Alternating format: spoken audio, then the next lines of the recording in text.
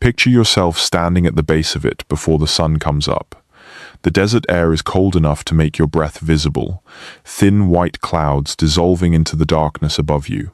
You can smell the red dust and the faint trace of moisture clinging to the rock face, something that does not belong in a desert, something that hints at water where there should be no water. The shape above you is enormous, and it absorbs the dark rather than reflecting it. You cannot see the top yet.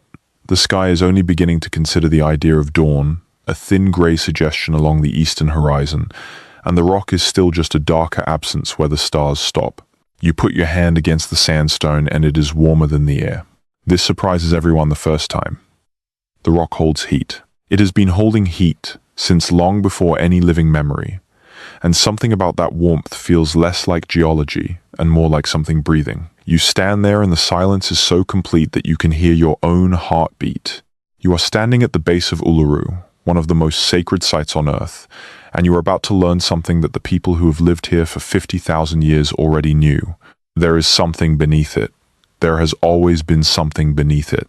And for 50,000 years, the Anangu people, the traditional custodians of this land, have been carrying a warning about what that something is, what it means, and why the world above is shaped entirely by what rests below. The scientists thought they were being polite when they finally agreed to look. What they found was not what any of them expected.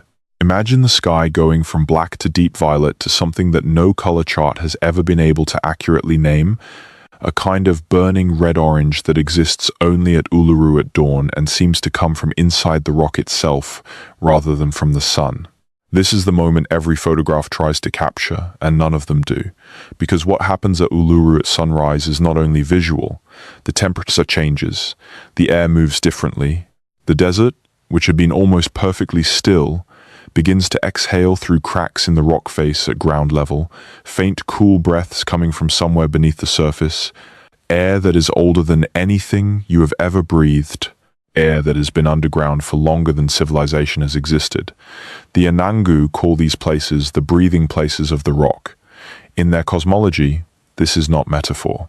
This is the rock doing what rocks do when they are alive, which, in the Anangu understanding of the world, is always. The rock has always been alive. The question was never whether something lay beneath it. The question was always whether the people who arrived here later, the ones with the instruments and the journals and the peer-reviewed papers, would ever be quiet enough to hear what the rock was trying to say. The answer took a very long time. But we are getting ahead of ourselves. Because to understand what the scientists found when they looked beneath Uluru, you first need to understand the nature of the warning. You need to understand what the Anangu Elders were actually saying, not the simplified tourist brochure version, not the version that gets reduced to it is sacred and leave it at that, but the specific, detailed, encoded knowledge that has been carried in the oral traditions of this people across more than 2,000 generations. You need to sit with the scale of that number for a moment. 2,000 generations of human beings learning the same things from their parents that their parents learned from their parents, all the way back to a time when the landscape of Australia looked so different from today that scientists refer to it as a different continent entirely. The coastline was hundreds of kilometers further out. The interior had rivers, lakes, forests. Uluru was not a monolith rising from a flat red desert. It was something else, something embedded in a wetter, more complex world, and the traditions of the Anangu carry memory of that world too. If you're watching this to fall asleep, that's exactly why I make these videos. Maybe subscribe and let me know where are you right now and what time is it. The concept of 50,000 years is something the human brain genuinely struggles to hold.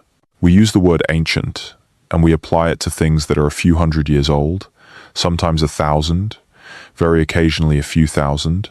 Ancient Egypt, which we think of as incomprehensibly remote, is only about 5,000 years old. The Anangu connection to Uluru is 10 times older than that. Let that settle for a moment. 10 times older than the pyramids, older than the wheel, older than writing in any form, older than the first cities of Mesopotamia, older than agriculture itself in many parts of the world. The Anangu have been here, in this place, carrying this knowledge, passing it from generation to generation across an unbroken chain of human memory. There is no comparable example of cultural continuity anywhere else on Earth. The traditions of the Anangu represent the longest living culture in human history, and at the center of that culture, at the literal and cosmological center, sits Uluru. The rock itself is approximately 548 meters tall, which sounds impressive until you understand that what you are seeing from the surface is only the tip.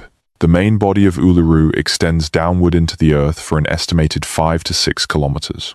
The visible rock, the part that catches the sunrise and turns 17 shades of red and orange in the span of a single morning, represents perhaps 8% of the total structure. The remaining 92% is underground.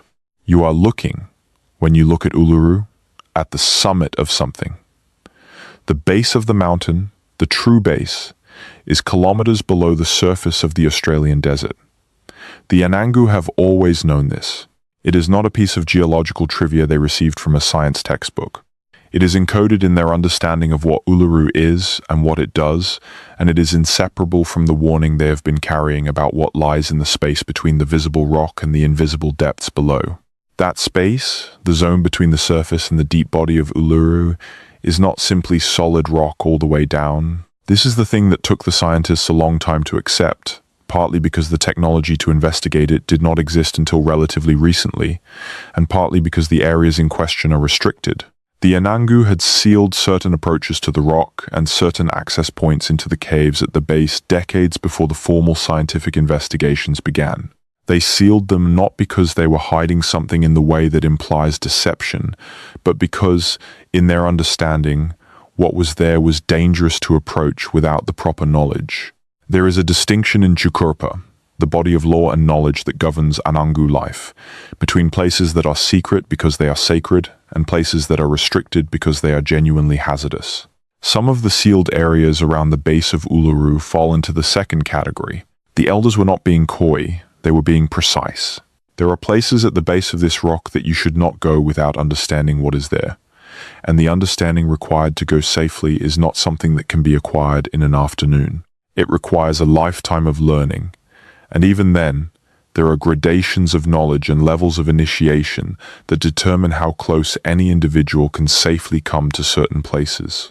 This might sound like the language of religion, and in one sense it is, but it is also the language of accumulated empirical observation.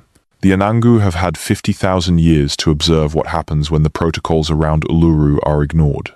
They have seen the consequences.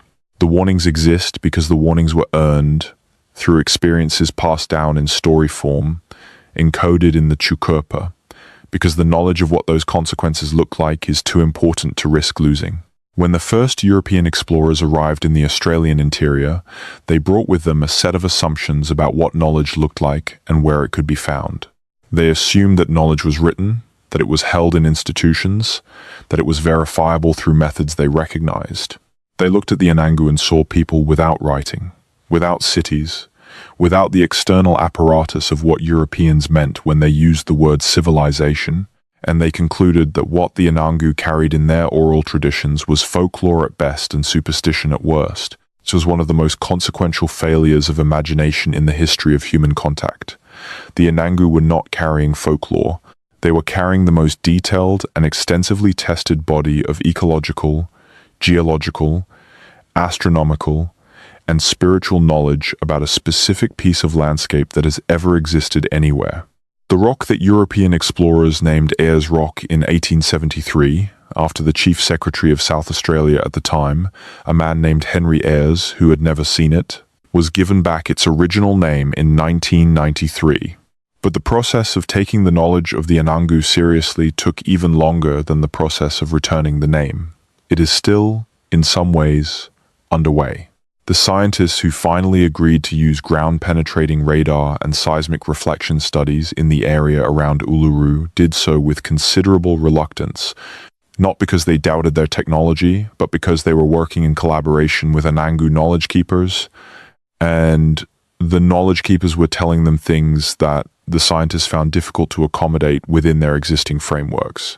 The elders were saying, with great precision, that beneath Uluru there was a network of chambers, that those chambers contained water, specifically very old water, water from a time when the landscape above was completely different.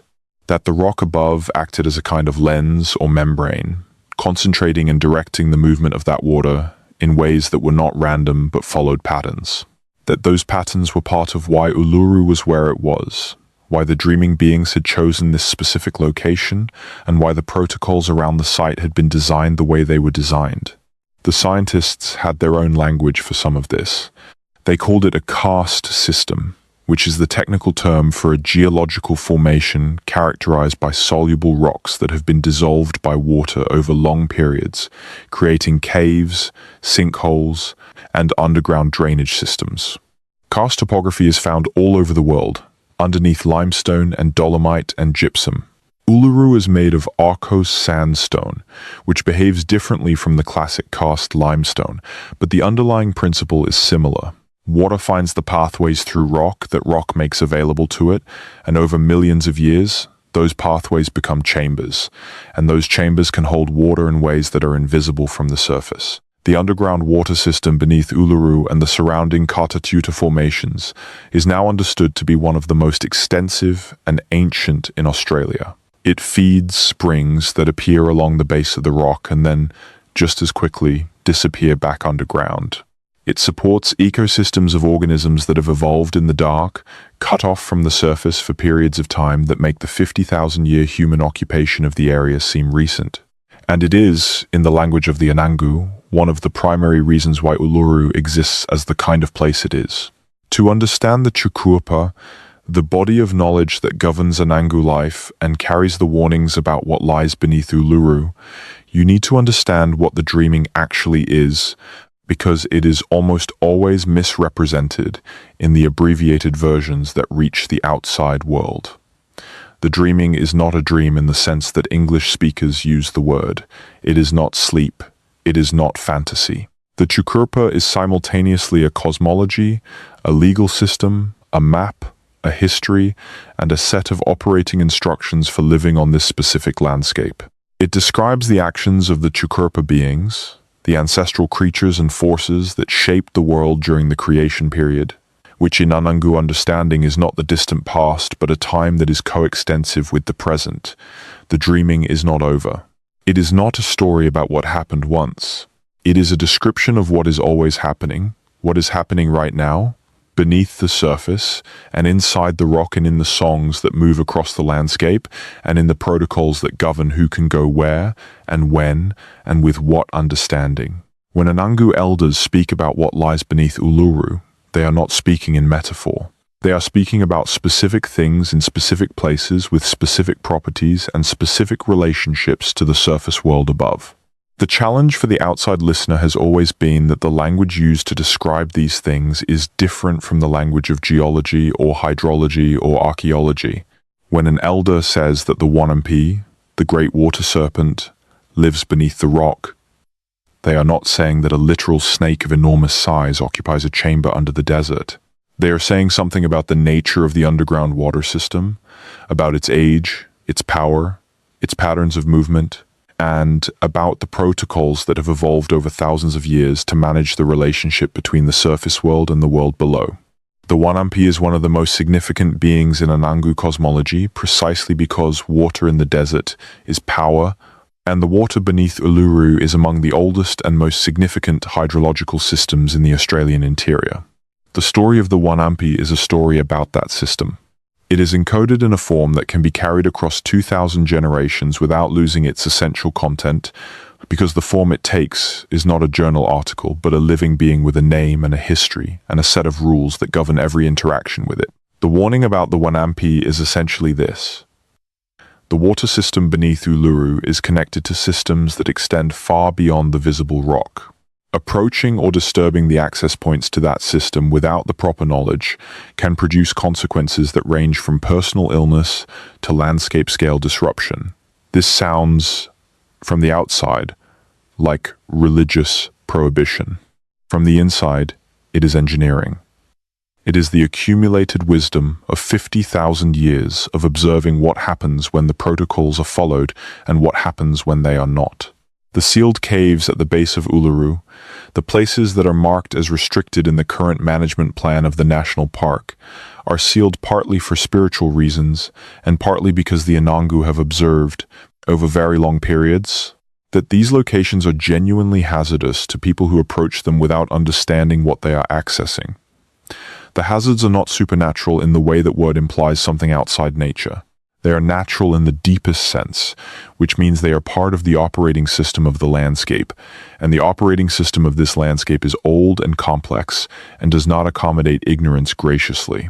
The specific warnings that have been documented, with the permission of relevant Anangu knowledge holders, through decades of collaboration between anthropologists and community members, cluster around several recurring themes.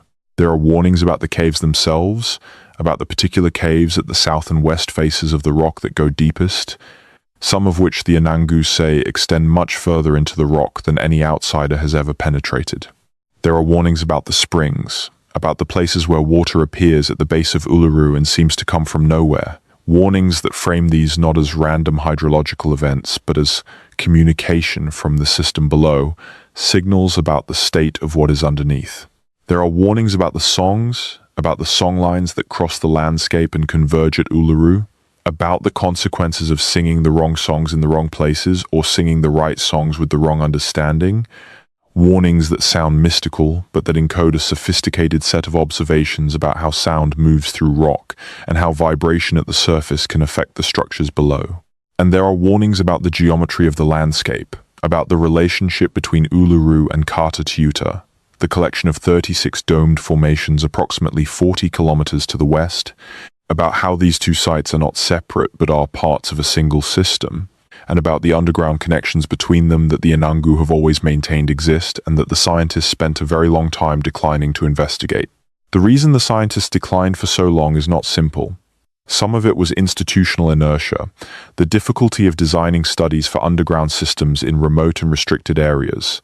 Some of it was the genuine complexity of working in collaboration with knowledge holders who had legitimate reasons to be cautious about what information was shared with outsiders and in what form. Some of it was the understandable reluctance of geologists and hydrologists to design studies based on parameters that came from oral traditions rather than from prior instrumental surveys. But some of it was simpler than any of that, and harder to admit. The assumption that the Anangu's understanding of their own landscape was less reliable than an outsider's instruments. That assumption has not survived the actual science. What the studies found, when they were finally conducted with the full cooperation of Anangu knowledge holders and with instruments sensitive enough to detect what was being looked for, was that the oral traditions were not wrong. Not in the general sense and not, as far as the instruments could determine, in the specific sense either. The underground system was there. The connections were there. The patterns that the Anangu had been describing in the language of the Chukurpa were visible in the data, encoded in the structure of the rock and the movement of the water and the acoustic properties of the chambers below. The rock had been trying to say something for 50,000 years. The scientists had finally come equipped to hear it. Let us go back further, because the story of what lies beneath Uluru begins not with the Anangu and not with the scientists, but with the rock itself and the almost incomprehensible span of time during which it was formed. Uluru is made of arkose, a coarse-grained sedimentary rock that formed from the accumulation of sand and gravel from an ancient mountain range that no longer exists. The Musgrave Ranges to the south and the Petermann Ranges to the southwest are the eroded remnants of what were once mountains comparable in scale to the Himalayas, mountains that rose and then, over hundreds of millions of years, wore down into the flat desert that surrounds Uluru today. About 500 million years ago, the debris from these ancient mountains washed into a large, shallow sea that covered the center of Australia. The sand and gravel settled in layers hundreds of meters thick. Over time, pressure and chemistry turned those layers into rock. Then tectonic forces tilted the rock. Where the arkose now rises vertically from the surface, scientists can see that the beds of sandstone are nearly perpendicular to the ground, pointing down into the earth at an angle of roughly 85 degrees. This is why Uluru looks the way it looks from a distance, smooth and dome-like above, but revealing, on close inspection, vertical lines and striations that run from the top to the ground and then continue underground. The rock did not grow upward from the earth like a blister. It was always vertical, always part of a much larger body. And it is still vertical, still part of that body, the vast majority of which is underground and has been underground for the entirety of human occupation of the Australian continent. This geological reality is important to hold in mind when thinking about what the Anangu have always known. They did not need ground-penetrating radar to understand that Uluru extends far below the surface. They could see the vertical striations in the rock face. They could feel the breathing places at the base where air moves through cracks that lead to underground spaces. They could observe the springs that appear at predictable locations after rainfall and that persist long after the surface has dried, fed by water that has been underground long enough to be moving through pathways formed millions of years before the first human being stood at the base of the rock. They had 50,000 years to observe all of this, to ask questions about it, to develop protocols for interacting with it, and to encode what they learned in the Tukurpa in forms that would survive the death of any individual body. They were not working from faith. They were working from observation accumulated across more generations than the combined span of every other culture on Earth. The specific geological features that make the underground system beneath Uluru and Kata Tjuta so significant are only now being mapped with anything like completeness. The process began in earnest in the early years of this century, when a series of collaborative research projects brought together Anangu knowledge holders, geologists from Australian universities, and hydrologists whose primary research interest was in ancient groundwater systems, the bodies of water that have been underground for long enough to be essentially isolated from the surface world, accumulating in aquifers over timescales that dwarf human history. These ancient groundwater systems, sometimes called paleowater or fossil water, are found on every continent. In Australia, they are particularly significant because Australia is the flattest and in many ways the driest inhabited continent on Earth, and the underground water systems of its interior represent, in some places, the only permanent water that has ever existed in those landscapes. Understanding where those systems are and how they move is not a minor scientific question. In a continent where surface water has always been scarce and unpredictable, knowing where the old water is has always been the difference between survival and death. For every organism that has ever lived here, including the Anangu, the collaborative research teams used multiple instruments and methods.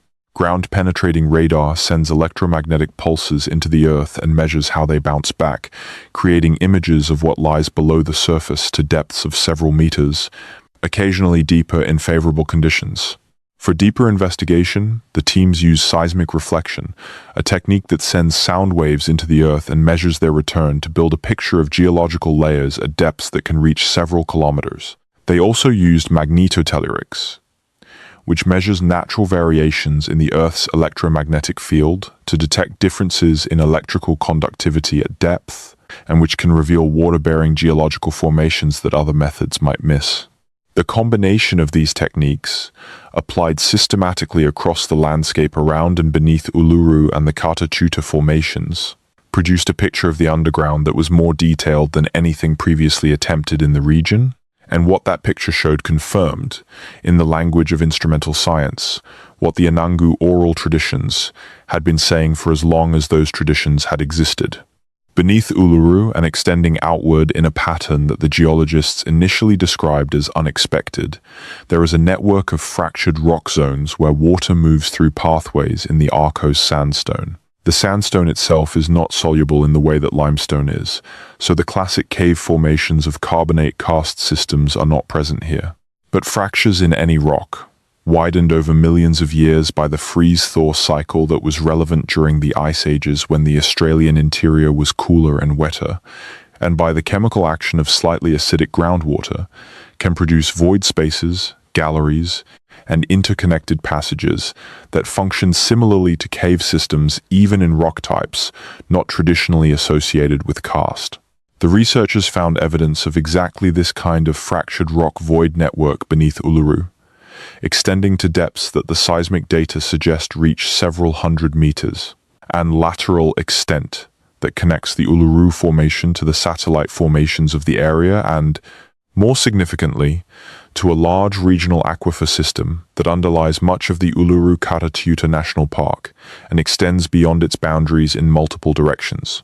The connection between Uluru and Katatuta, which the Anangu had always maintained was fundamental and which outsiders had consistently treated as metaphorical, turned out to be literally true in the hydrological sense. The underground water system connects them. The same water body, the same ancient aquifer, underlies both formations and the landscape between them. The geometric relationship between the two sites, 40 kilometers apart on the surface but part of the same underground structure, is not coincidental. The Anangu have always said that the two sites are like the two poles of a single system, that what happens at one affects the other, that the Chukurpa concerning Katatujuta and the Chukurpa concerning Uluru are related stories about related things. The hydrology confirms this. The systems communicate underground. Water that enters the aquifer on one side of the landscape can emerge, much later, on the other side. The spring at the base of Uluru that appears after heavy rain in an area that, according to surface water flow patterns, should not receive runoff from where the rain fell, is receiving water from underground, from a system that extends further than the visible rock and connects to processes happening at a distance. The Anangu always knew this. They described it in terms of the Wanampi moving beneath the earth, connecting sacred sites through underground pathways. The scientists now describe it in terms of fracture networks and aquifer connectivity. The underlying observation is the same. What the instruments could not initially account for was the scale and the age of the water they were detecting. The paleowater in the deepest parts of the aquifer system beneath the Uluru region has been dated through radiometric methods that measure the accumulation of radioactive isotopes in groundwater over time to ages that place its original infiltration during the Pleistocene, the geological epoch that stretches back approximately 2.5 million years and includes all of the ice ages, all of the periods of dramatically different climate that shaped the Australian landscape into what it is today, and all of human prehistory. The water currently in the deepest parts of the system beneath Uluru has been underground for somewhere between 20,000 and 200,000 years, depending on the specific location and the specific measurement method.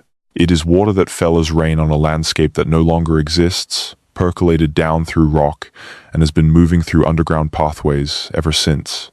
It has not been connected to the surface in any meaningful hydrological sense for longer than modern human civilization has existed. It is, in the most literal sense, ancient water, and the Anangu have been aware of its presence, in broad terms, for the entirety of their occupation of this landscape. The awareness matters because ancient groundwater systems are not simply passive bodies of water sitting inertly in underground spaces. They are dynamic. They move, slowly but measurably, driven by pressure differences that can originate from very distant events, including distant rainfall, distant tectonic activity, and changes in surface load caused by erosion or, in modern times, human activity. The movement of this ancient water through the fracture systems beneath Uluru creates patterns in the rock above, patterns of moisture and temperature, and, most significantly for the acoustic properties of the landscape, patterns of density variation in the sandstone that affect how sound moves through it. The Anangu have always known that certain places at the base of Uluru sound different from other places. That sound behaves strangely in the caves.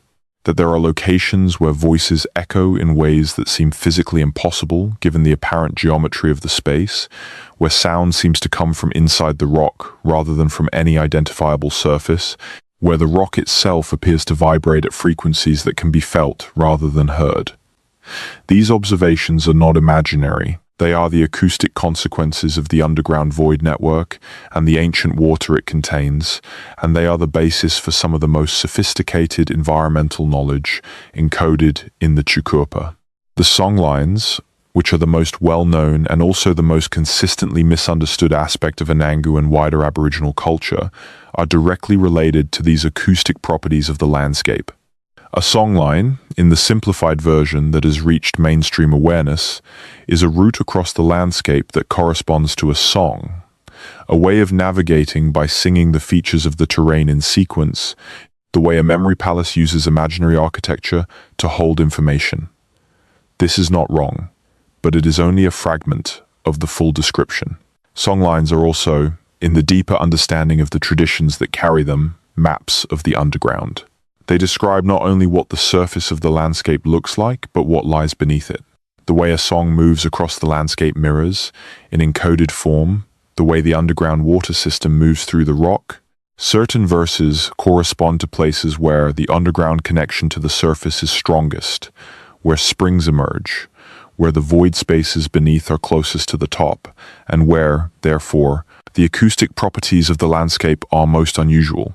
When an elder sings a section of a song line at a specific location along the route, the sound of the song is not simply a carrier of information about the landscape. It is, in a way that the Anangu understand and that acoustic science is only beginning to be able to describe, an interaction with the underground structure of that landscape. This sounds extraordinary, and it is, but it also has a firm basis in physics. The way sound moves through the earth is determined by the density, porosity, and structural connectivity of the material it moves through. A void space beneath the surface, a chamber or a gallery in the fracture network below Uluru, creates an acoustic anomaly that can be detected at the surface. Sound waves that enter the earth at the surface and encounter such a void will reflect back in ways that are different from sound waves that encounter solid rock, and those differences can be detected by sensitive instruments and, it turns out, by trained human perception.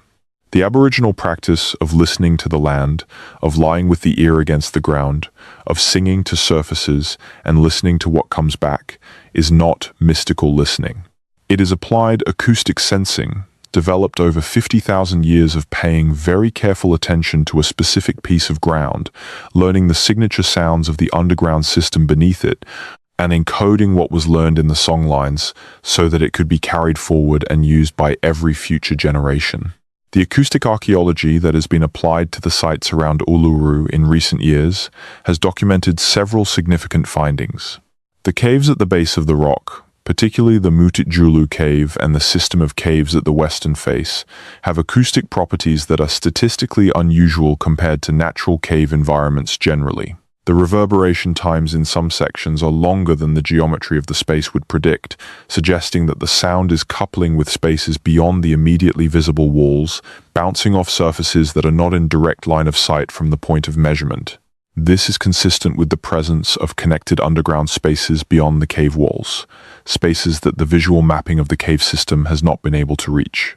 The Anangu have always maintained that the caves visible from the outside are only the entrance chambers of a much larger system.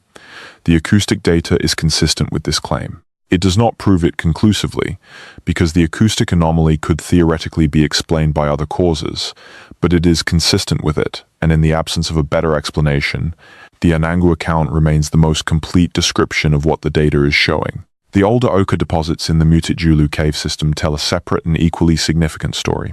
Red ochre, the iron oxide pigment that Aboriginal Australians have been applying to rock surfaces, to their bodies, and to objects for at least 65,000 years, is present in the caves at Uluru in quantities and in configurations that reflect the long history of human activity at the site. But the distribution of ochre within the cave system is not uniform, and the pattern of its distribution is not random. The highest concentrations of ochre are found not at the cave entrance, where casual use would be expected to deposit the most pigment, but deeper within the system, at locations that correspond to the acoustic anomalies described above, at places where the cave walls transmit sound differently, where the underground void network is closest to the surface, where the experienced practitioner would recognize, from the sound of the space, that something significant lay beyond the visible rock. This is not a coincidence that any researcher who has studied the site seriously would claim to be random. The ochre is where it is, because people who knew what they were doing put it there. They were marking the significant locations.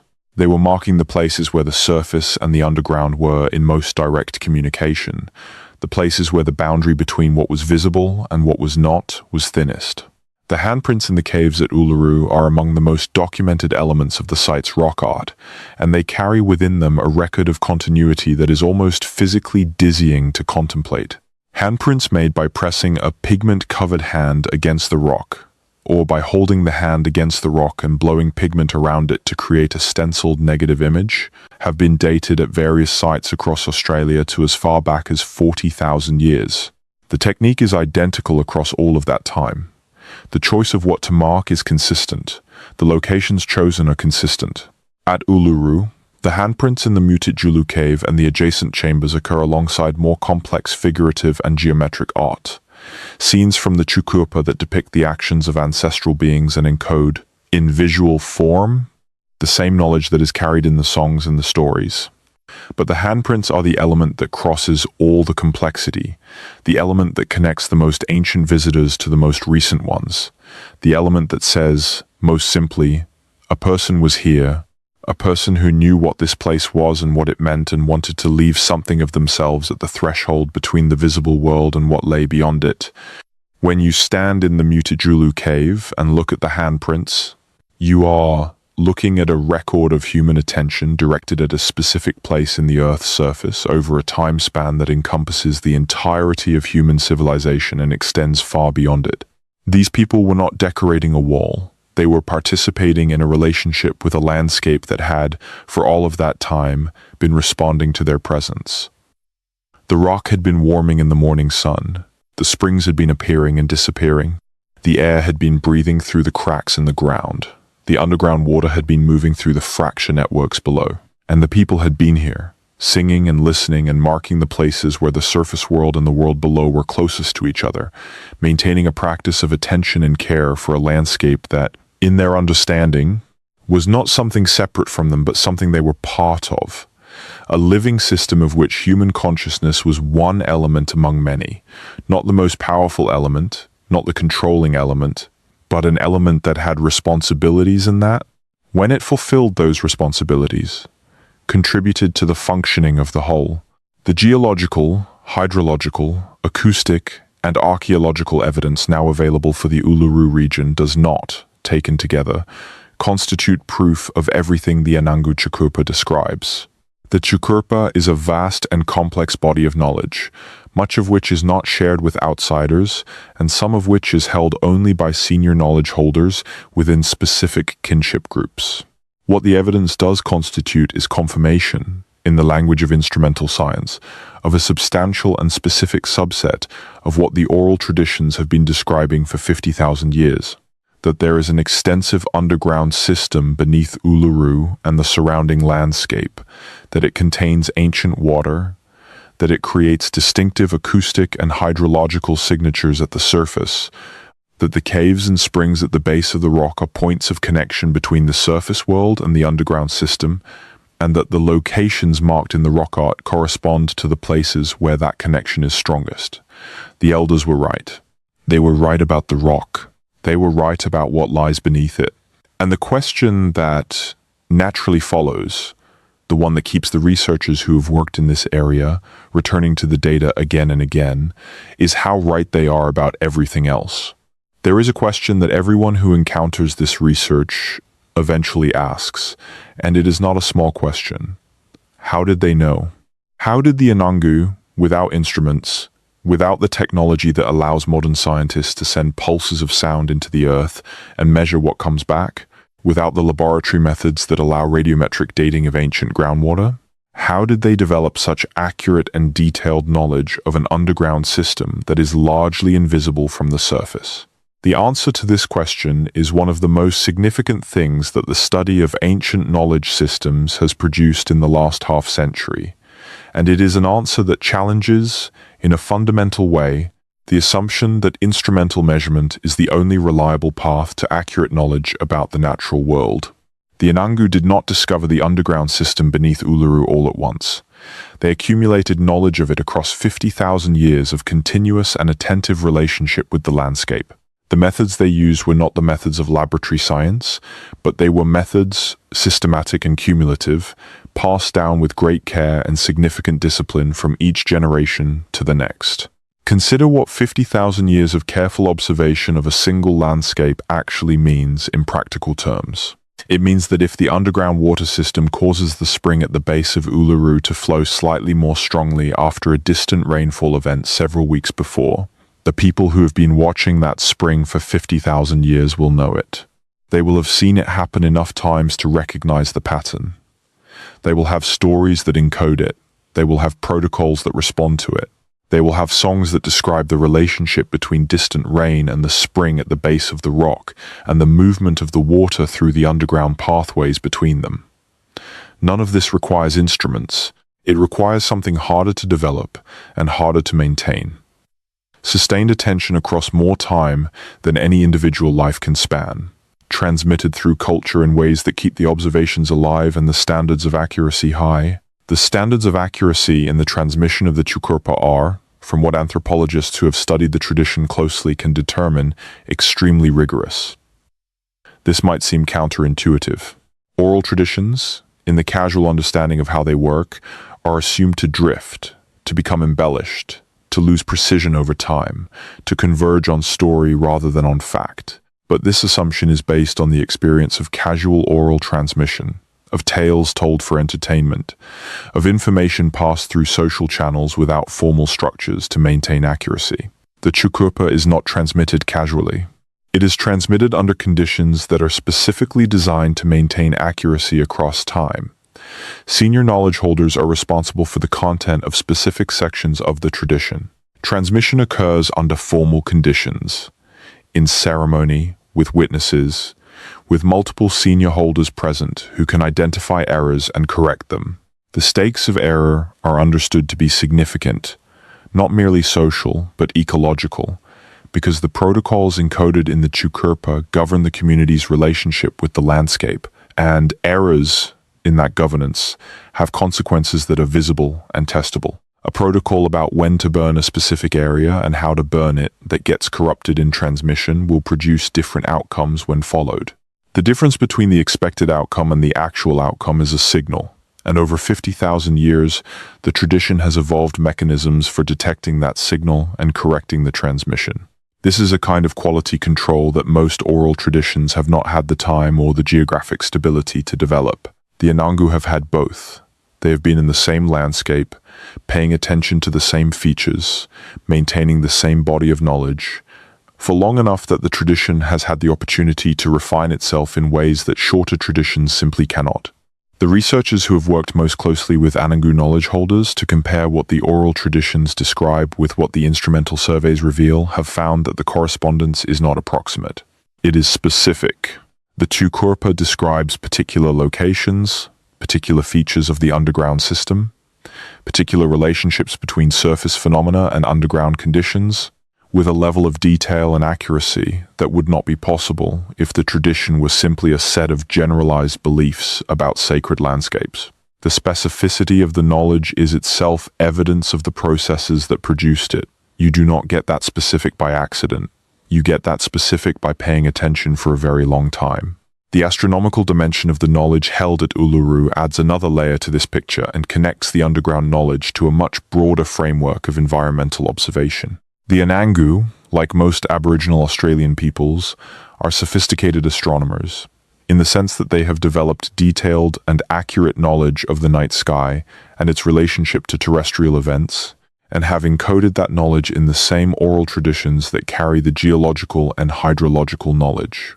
The relationship between astronomy and underground hydrology might seem, at first, to be a strange one, but it makes sense in the context of a desert landscape where the timing of rainfall, the movement of animals, the availability of plant foods, and the behavior of the underground water system are all linked through the seasonal cycles that the stars mark. When a specific constellation rises at a specific point on the horizon at dawn, it corresponds, in the Anangu astronomical tradition, not just to a time of year, but to a set of expected conditions in the landscape, including conditions underground. The spring at the base of Uluru, the one fed by the ancient aquifer, behaves differently at different times of year. The Anangu have observed this over 50,000 years and have encoded the pattern in a form that connects the behavior of the underground water to the position of the stars, because the position of the stars is the most reliable indicator of the time of year that exists in a landscape without calendars. The specific astronomical alignments of Uluru have been documented since at least the 1970s, when the relationship between the rock's orientation and the position of the sun at significant points in the annual cycle began to attract serious attention. The longest axis of Uluru is oriented roughly east-west, and at the solstices, The shadow of the rock moves in ways that mark the turning points of the year, with a precision that required either deliberate orientation of the site at the time of its formation or the recognition, by the people who came to live near it, that the rock's orientation created these effects. Since the rock was obviously not physically oriented by human agency, it was recognized, and the recognition was incorporated into the Chukurpa in a way that linked the astronomical events at the surface to the conditions underground. The winter solstice, when the shadow of Uluru is longest and the sun rises to its most northerly point on the horizon, corresponds in the Anangu tradition to a specific phase in the behavior of the underground water system, a phase in which the aquifer is at a particular level, the springs at the base of the rock are at a particular flow rate, and specific protocols for interacting with the site are in effect. Whether this correspondence is coincidental or reflects a genuine hydrological cycle tied to seasonal precipitation patterns is something the researchers are still working to determine.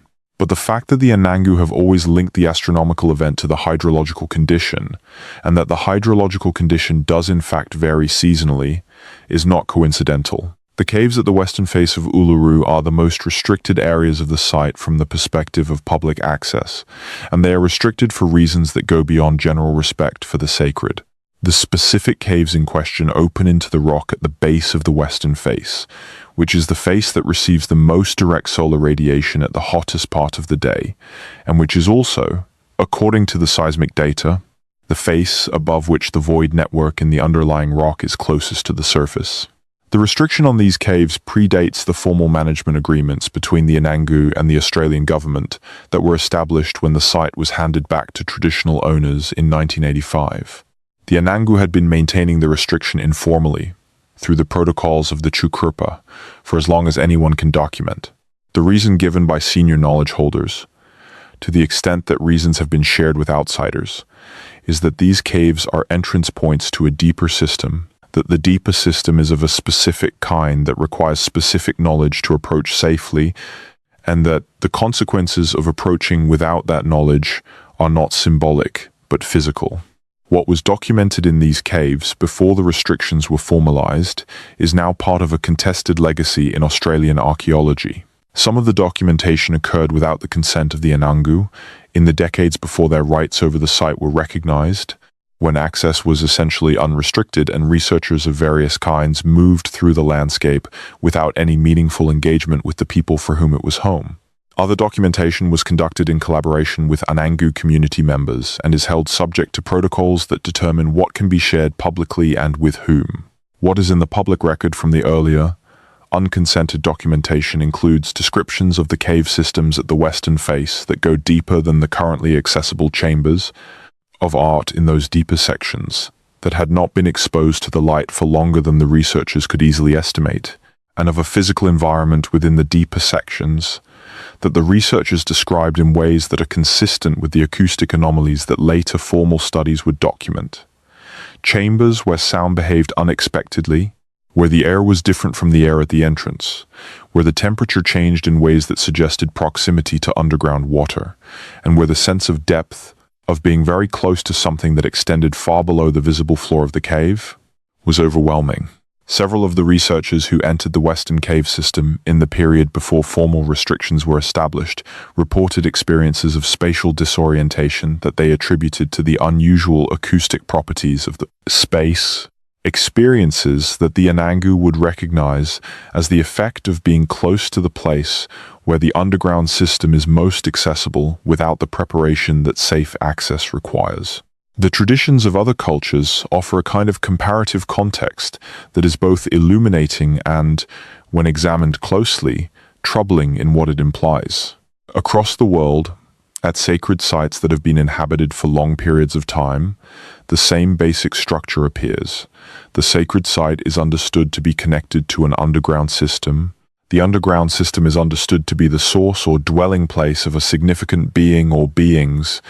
The beings in question are associated with water, and the protocols governing human interaction with the site are understood to be related to the protocols governing interaction with water and with what lies beneath the surface. In the cultures of the Hopi and Navajo of the American Southwest, the Sipapuni, the place of emergence, is a sacred opening in the earth through which the ancestors emerged from the underworld and through which the spirits of the dead return. The physical correlate of the Sipapuni in some Hopi traditions is a specific small pool of water in the Colorado River Canyon system, a place where the underground water system of the plateau country surfaces briefly before disappearing again. The traditions of the Maori in New Zealand describe Te Kore, the void or the nothing, as existing both before creation and beneath the surface of the earth, and associate specific sites with the presence of this underworld dimension in the landscape. The Celtic traditions of Ireland and Britain describe sacred wells as entrances to the other world, which is not a dimension separate from the physical world, but a layer of the physical world that exists below the surface and that is most accessible at places where underground water reaches the surface.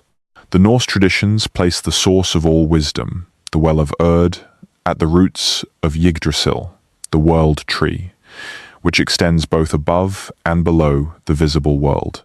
The pattern repeats across cultures that have no contact with each other, across geography and climate and history, with a consistency that suggests it is not cultural diffusion but independent convergence, different human communities in different landscapes arriving at the same basic insight by the same basic process of long-term careful attention to what their landscapes were doing underground. The insight is this: where water emerges from the earth, something significant is happening. Not all water is the same, and not all emergence points are the same. The water that comes from deep underground, from systems that have been in darkness for thousands or hundreds of thousands of years, is different from surface water, different in chemistry, in temperature, in the pressures that drive it to the surface, and in the information it carries about what has been happening below. Communities that depend on this water, that have been dependent on it for long enough to understand its patterns and its properties, develop knowledge of the underground that is encoded in the traditions that also govern their relationship with the surface. The sacred site is where the underground is closest to the surface. The protocols around the sacred site are, in large part, the protocols around the underground. The cosmological significance of the sacred site is the significance of what lies beneath it. At Uluru, this pattern is expressed in its most developed and its most ancient form, because no other site on Earth has been continuously inhabited and continuously studied by the same cultural tradition for as long as the Anangu have been at Uluru. The Chukurpa associated with Uluru is not a snapshot of a moment in that 50,000-year relationship. It is the accumulated product of the whole of it. Every observation added to every previous observation, every protocol refined by every generation that lived with its consequences, every song adjusted to incorporate new understanding while maintaining the essential framework of knowledge that the songs were designed to carry. When the elders say that there is something beneath Uluru that requires respectful and knowledgeable interaction, they are not speaking from myth. They are speaking from the deepest empirical tradition that human culture has ever produced. The practical implications of the underground system beneath Uluru extend beyond the purely academic. The aquifer system that the researchers have been mapping connects to the broader groundwater resources of the region, and those resources are not inexhaustible. The paleowater in the deep portions of the aquifer has been accumulating for tens of thousands of years and is essentially non-renewable on human timescales. Once used, it cannot be replaced within any time frame that matters to human civilization. The Anangu understanding of this, encoded in the protocols that govern extraction and use of water at the site, is functionally equivalent to what a modern hydrologist would describe as a sustainable yield assessment, a determination of how much of a resource can be used without degrading the system that produces it. The Chukurpa protocols around water use at Uluru encode, in the form of stories about beings and their requirements, the actual sustainable yield limits of the underground system as determined by 50,000 years of observation. The system can support a certain level of use. It can sustain certain kinds of interaction. Beyond those limits, it begins to behave differently. The springs change. The flow patterns shift. The animals that depend on the water sources move or disappear. The indicators are specific and observable, and the protocols exist to prevent the indicators from being triggered. The researchers who have spent the most time working in collaboration with Anangu knowledge holders on the underground system question have, almost universally, described a moment in their work where the weight of what the knowledge represents became difficult to accommodate within their prior assumptions. One hydrologist who spent 3 years working with senior knowledge holders and with the instrumental data, describing it as the point at which she realized the people she was working with were not providing supplementary context for the science she was doing, but were actually holding the primary data set, and that the instrumental measurements she had access to represented only a partial window into a body of knowledge that was more complete, more detailed, and more extensively tested than anything she could produce with her own methods, not because her instruments were inadequate, but because her methods had only been applied to this landscape for a few years, while the methods of the tradition had been applied to it for 50,000. This is the thing that is hardest to communicate to a general audience, because it requires a reorientation of assumptions that go very deep in the culture that produce modern science. Science is understood, in the popular version of what it is, to be the most reliable method of producing knowledge about the natural world, and that understanding is largely correct. But it is correct with an implicit qualifier that is rarely stated. It is the most reliable method available in contexts where systematic instrumental measurement and repeated experimental testing are possible, and where the time available for study is sufficient to distinguish signal from noise. In contexts where the time available for study is very short and the phenomena being studied change slowly, instrumental science produces incomplete pictures, not because the instruments are wrong, but because they have not been applied for long enough to catch the full range of variation in the system being studied. For slowly changing systems like underground geology or deep aquifer hydrology, the time required to understand the full range of behavior is measured in centuries or millennia. The Anangu have had 50 millennia. In that comparison, it is the instrumental science that is the newcomer, the method that has been applied most briefly to a system it is only beginning to understand. The underground chambers that the acoustic data and the seismic reflection surveys suggest exist beneath the western face of Uluru have not been physically entered in the modern era under the formal collaborative research framework. The Anangu knowledge holders who have the authority to grant access to these areas have, so far, not granted it. This is their right, and the researchers working in collaboration with them have accepted it, not reluctantly, but because they have spent enough time understanding what the tradition actually contains to understand why the restriction exists and why it is reasonable. The tradition says that these deeper sections of the system require specific knowledge to approach safely, knowledge that is held by a small number of senior people, and that cannot be fully transmitted in the context of a scientific collaboration. This is not obscurantism. It is the application to a contemporary situation of a protocol that has been refined over 50,000 years of experience with the consequences of getting it wrong.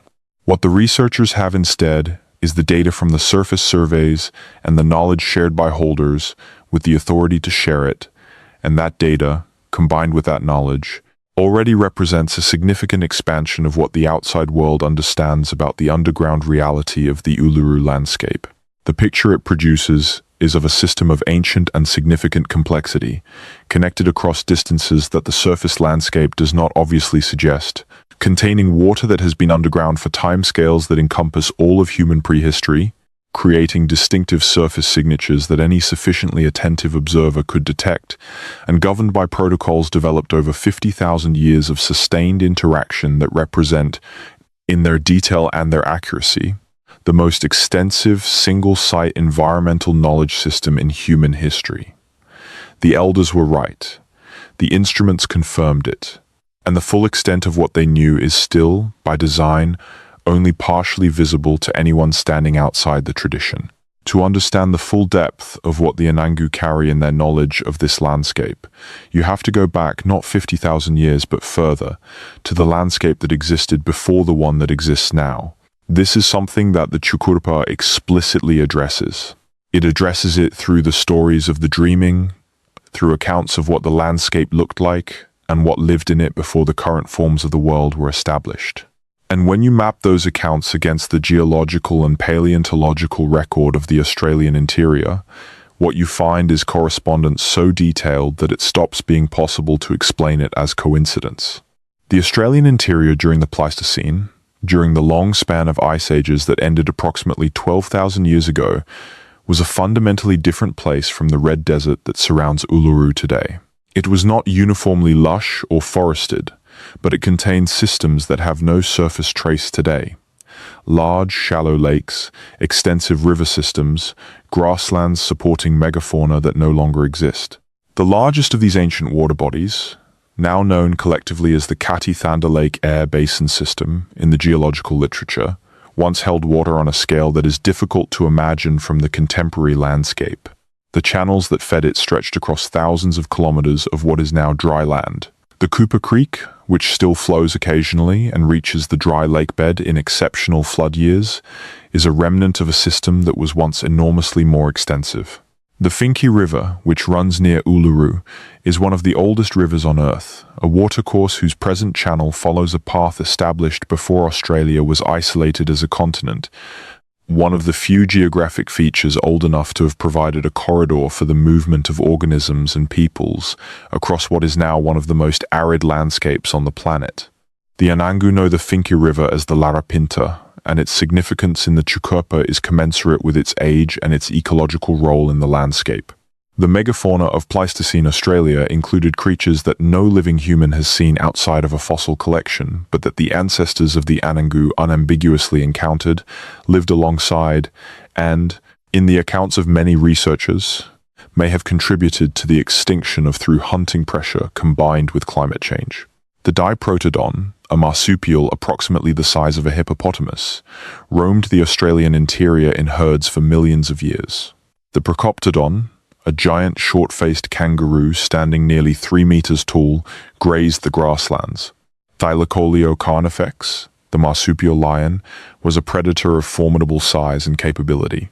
The Genuornis, a flightless bird standing 2 meters tall and significantly heavier than an emu, was still alive when the first Australians arrived and was present in the landscape for at least the first 10 to 15,000 years of human occupation. These animals are encoded in the oral traditions of Aboriginal Australians. They appear in rock art, they appear in stories. The Anangu traditions contain accounts of beings that match, in every significant physical detail, animals known from the fossil record as extinct megafauna, and the accounts describe these beings as part of the ancient dreaming world that preceded the current one, which is precisely where they would appear in the tradition if they were memories of animals known to the ancestors, encoded in the Chukopa as the great beings of an earlier time. This is not speculative. It is increasingly well supported. The work of researchers like Josephine Flood, who spent decades documenting Australian rock art and its relationship to oral traditions, and the more recent research by teams working on the intersection of paleoecology, genetics, and oral tradition, has demonstrated that Aboriginal oral traditions contain accurate accounts of events and conditions that occurred more than 10,000 years ago. The flooding of the continental shelf as sea levels rose at the end of the last ice age is described in oral traditions across the Australian coast, with details that match the geological record of the inundation. Specific bays and headlands that are now underwater are named and described in traditions that have been maintained by the communities whose ancestors watched the sea cover them. The timing of these events, as estimated from the geological evidence, places them between 7,000 and 12,000 years ago, well within the timeframe required for them to have been incorporated into oral traditions that were then maintained intact to the present. The megafauna accounts are older, stretching back to the period between 40,000 and 15,000 years ago, when the last of Australia's great animals were disappearing from the landscape. The fact that those accounts exist accurately in the traditions of people who have been maintaining them for that long is evidence that the oral tradition is capable of carrying accurate information across time frames that are genuinely difficult for modern institutions to maintain. At Uluru, the Chukopa accounts of the dreaming period describe a landscape that corresponds, in its broad features, to what the geological record shows the Australian interior looked like during the wet periods of the Pleistocene. There are descriptions of water where there is now desert. There are accounts of great beings moving through landscapes that are lush and well-watered, not arid and sparse. There are stories about the creation of the current landforms that, while they use the language of supernatural action, describe processes that are geologically recognizable as erosion, deposition, tectonic uplift, and the drying of ancient lake systems. This is not to say that the Chukopa is a geology textbook, or that it should be read literally as a scientific account. It should be read as what it is, a vast and sophisticated body of knowledge encoded in forms appropriate to oral transmission, forms that use the most memorable and the most stable narrative structures available to human culture, while carrying within them an accuracy of observation about the natural world that reflects the depth and rigor of the tradition that produced them. The geological information embedded in the Anangu accounts of the dreaming is not decoration. It is the payload that the narrative structure was designed to carry. The specific claims that the Chukurpa makes about what lies beneath Uluru need to be understood against this background of demonstrated accuracy across deep time. When the elders say that the underground system connects Uluru to distant parts of the landscape, that the ancient water below is connected to the ancient lake systems to the north and east, that the behavior of the underground system is related to rainfall events at great distances, they are not offering speculations. They are transmitting, in the language of their tradition, observations that have been accumulated and verified across 50,000 years of living with the consequences of being right or wrong about their landscape. The hydrological data that researchers have gathered supports the broad outlines of these claims. The aquifer system beneath the Uluru region is connected, through regional groundwater flow paths, to the broader groundwater systems of the Australian interior, and those systems do respond to rainfall events at significant distances from the discharge points, sometimes with delays of years or even decades. The Anangu have always known this. They encoded it in the Chukurpa as the movement of the Wanampi through underground pathways, as the coming of water that the sky had not yet brought, as the deep pulse of the landscape that moved at its own pace and on its own schedule, independent of the surface world above. The specific nature of the Wanampi, the great serpent that in Anangu tradition inhabits the underground water systems and whose movement governs their behavior, is worth examining in more detail than it usually receives in the simplified accounts that reach popular audiences. The Wanampi is not one being in one place. In the Anangu traditions, there are multiple Wanampi, associated with different water sources and different sections of the underground system, and they are understood to be in relationship with each other, moving through the underground connections between the systems they inhabit. The protocols around the water sources at Uluru are, in large part, protocols about not disturbing the Wanampi, about approaching the water in ways that do not alarm or anger the serpent whose territory you are entering, about giving appropriate acknowledgement of the being whose water you are using before you use it. In practical terms, these protocols function as water management protocols. They govern when, how, and by whom water can be taken from specific sources. They encode the sustainable yield information for each water source in the form of rules about what the Wanampi requires. They preserve the water sources by preventing overuse, not through abstract conservation principles, but through the immediate and personal requirement to respect a being who will respond if disrespected. The genius of encoding resource management knowledge in this form, rather than in the form of abstract rules about sustainable yields and carrying capacities, is that it makes the knowledge vivid, memorable, and emotionally compelling in a way that abstract rules simply are not. You do not forget the rules about a being who can harm you if you ignore them. You do not casually exceed the limits of what the Wanampi permits because it is convenient. The protocol is maintained not by the distant enforcement of an authority that might or might not be watching, but by the immediate presence of the relationship itself, the understanding that the being whose water you are using is aware of how you use it and will respond accordingly. This is not superstition. It is an extremely effective cognitive technology for maintaining protocols that, if not maintained, would result in the degradation of the water sources that the community depends on for survival. The same cognitive technology is used to manage every other critical resource in the Anangu system.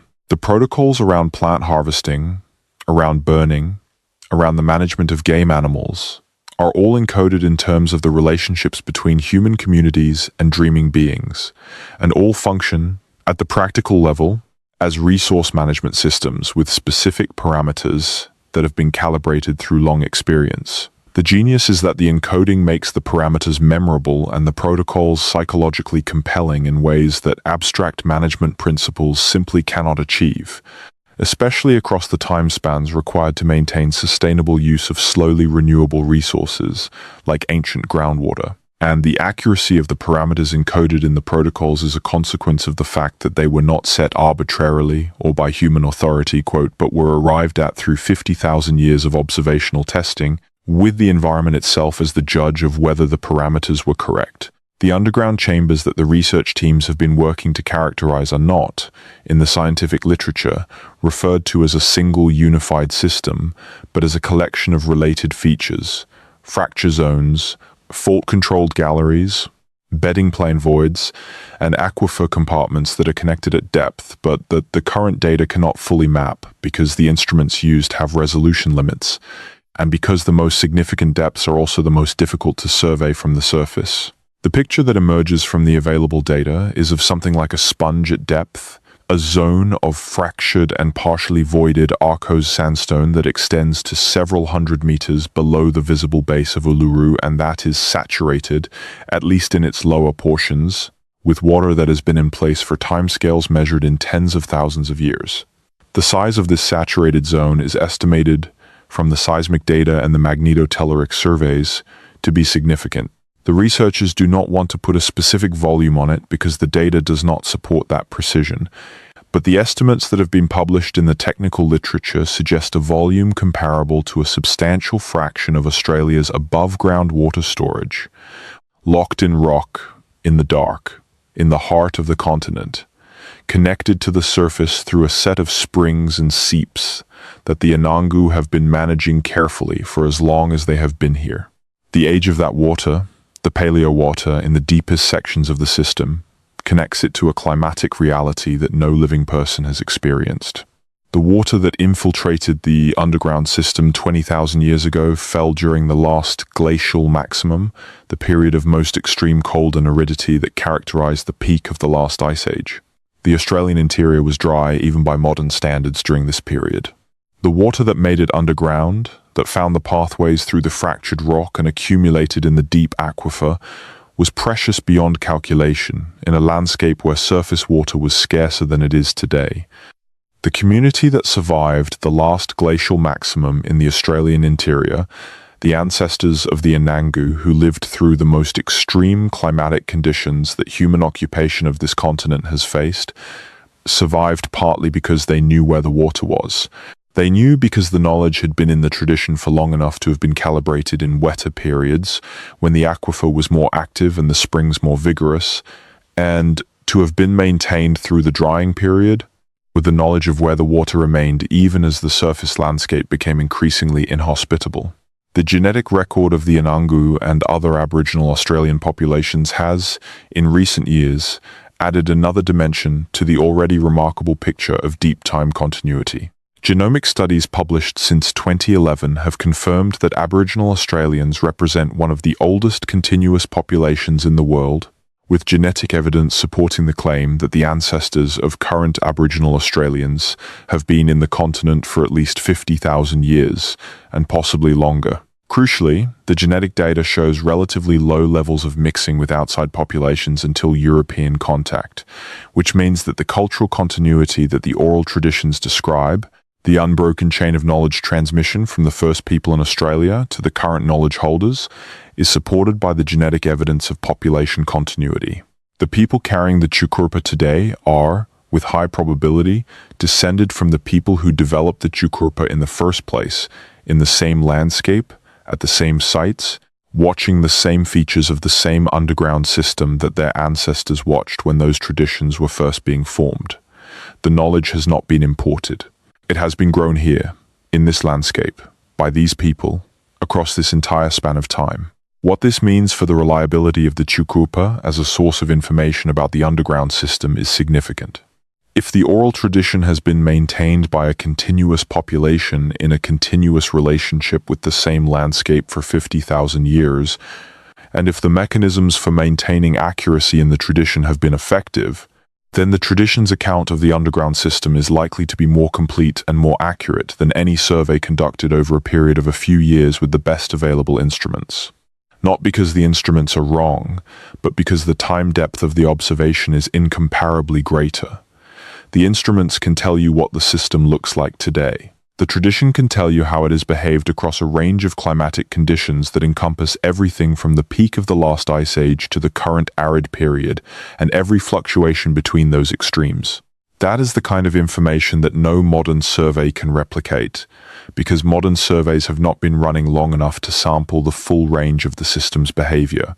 The springs at the base of Uluru are, in this context, among the most significant water sources in Australia, not because of their volume, which is modest, but because of their age and the continuity of the knowledge about them.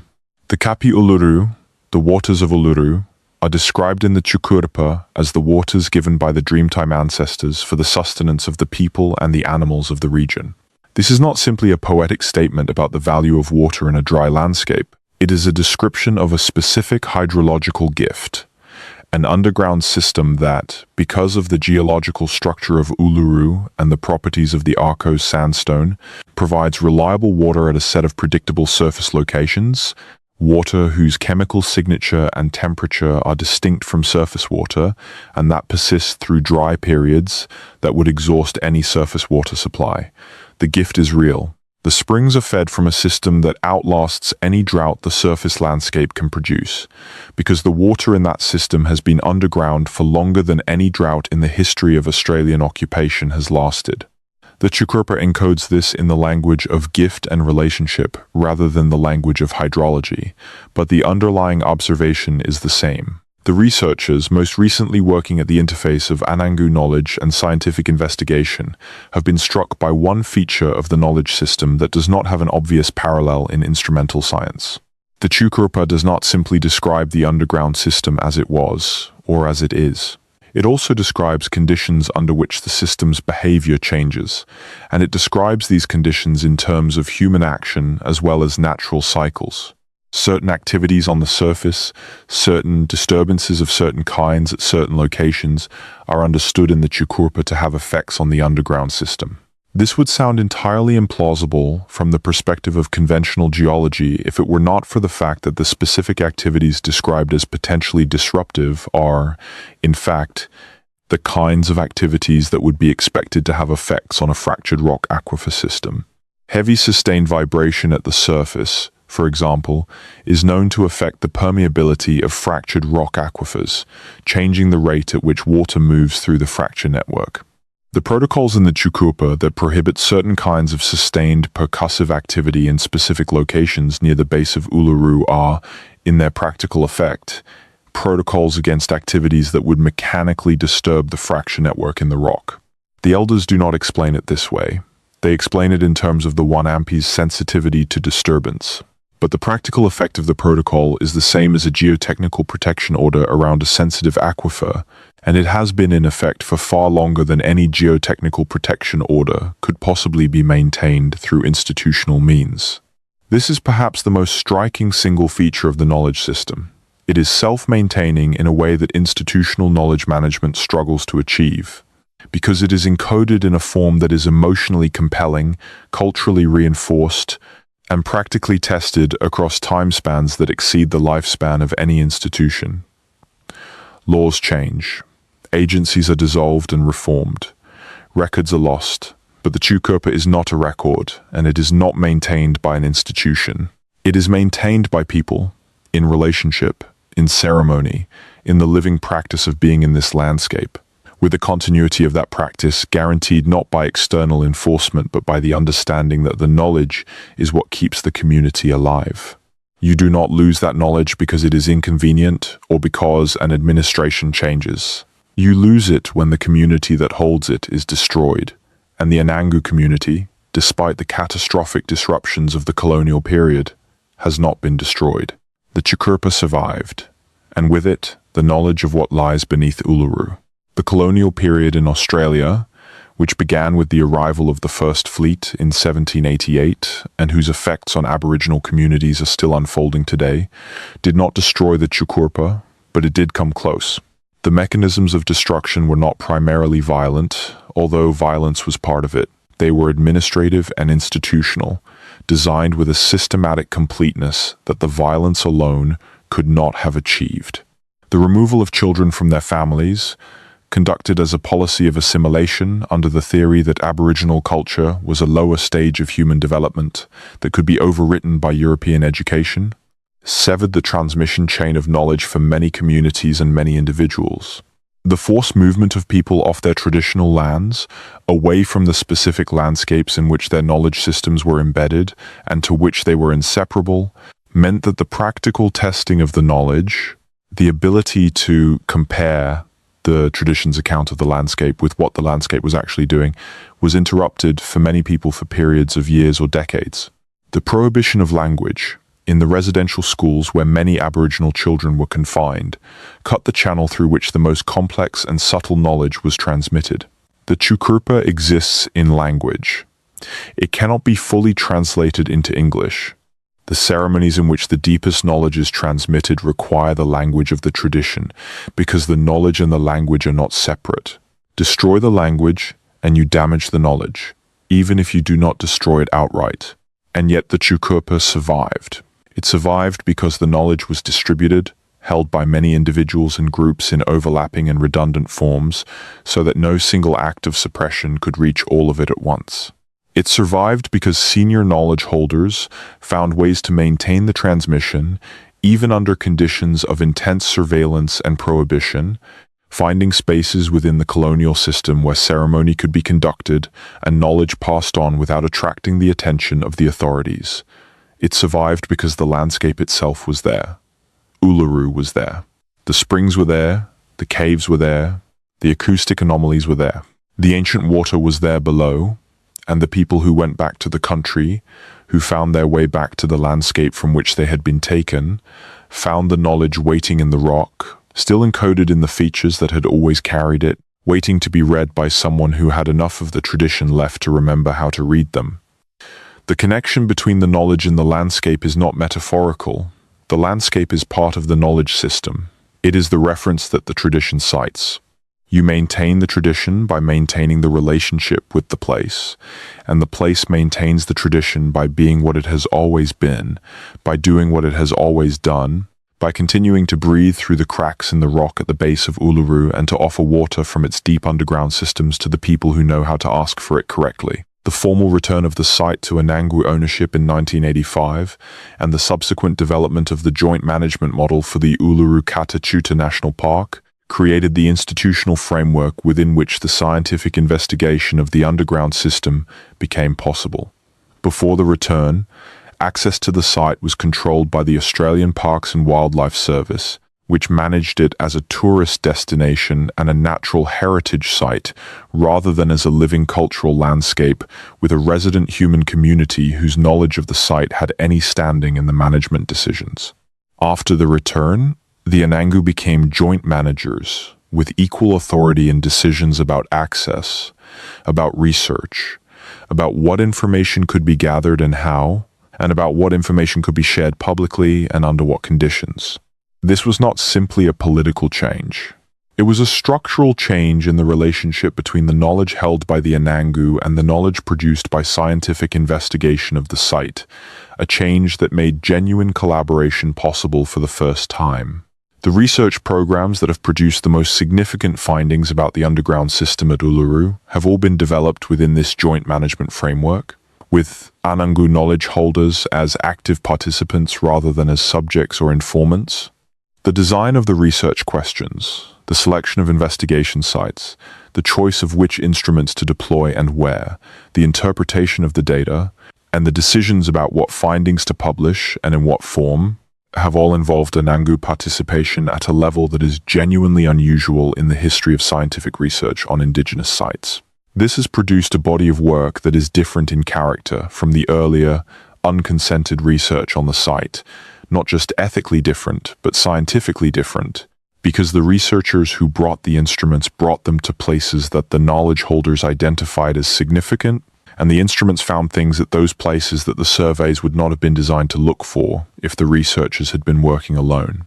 The pattern that emerges from this collaborative research, the pattern of the instrumental data confirming the specific claims of the oral traditions, has been observed at enough sites and in enough contexts around the world that it no longer surprises researchers who have experience in this kind of work.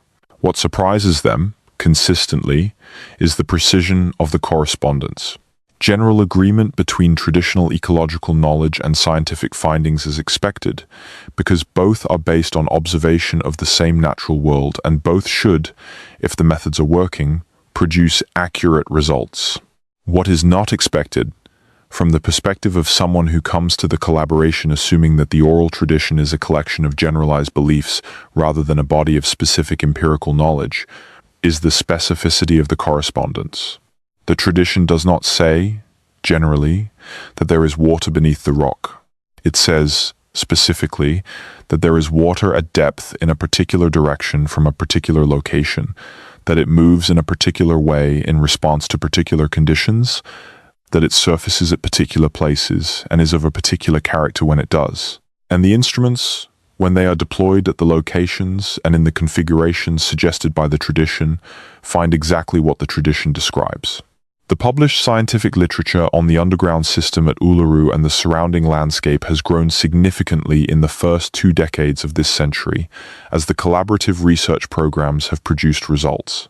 The findings documented in peer-reviewed publications include confirmation of the extensive fracture network in the Arcos sandstone beneath and surrounding Uluru, mapping of the regional aquifer system that connects the Uluru Formation to the broader groundwater systems of the Australian interior, characterization of the ancient groundwater in the deepest portions of the aquifer using radiometric dating methods, documentation of the acoustic properties of the cave systems at the base of Uluru that are consistent with the presence of connected underground void spaces beyond the mapped cave walls, and analysis of the ochre distribution within the cave systems that shows correlation with the acoustic anomaly locations.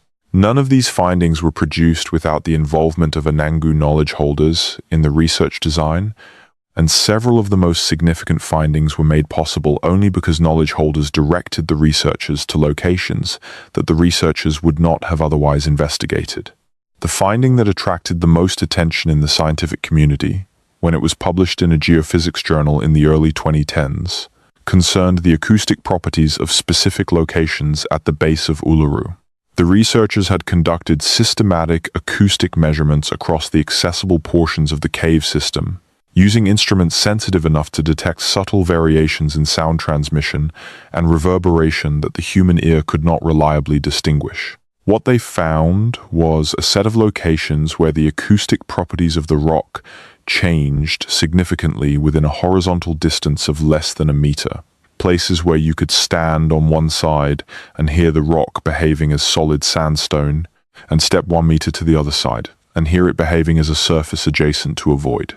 The locations of these acoustic anomalies corresponded, in every case where a comparison was possible, to locations that the Anangu knowledge holders had previously identified as significant in the cave system, without being told what the instruments were measuring and without having access to the instrumental data before the identification was made. The researchers who conducted the study described this as one of the most unexpected findings of their careers, not because they doubted that the tradition might be accurate, but because the accuracy was demonstrable at the level of specific meter-scale features of the cave wall, a level of spatial resolution that they had not expected the oral tradition to operate at. The broader pattern of acoustic research at rock art sites around the world has produced a literature that is relevant to the Uluru findings, but that also extends far beyond them.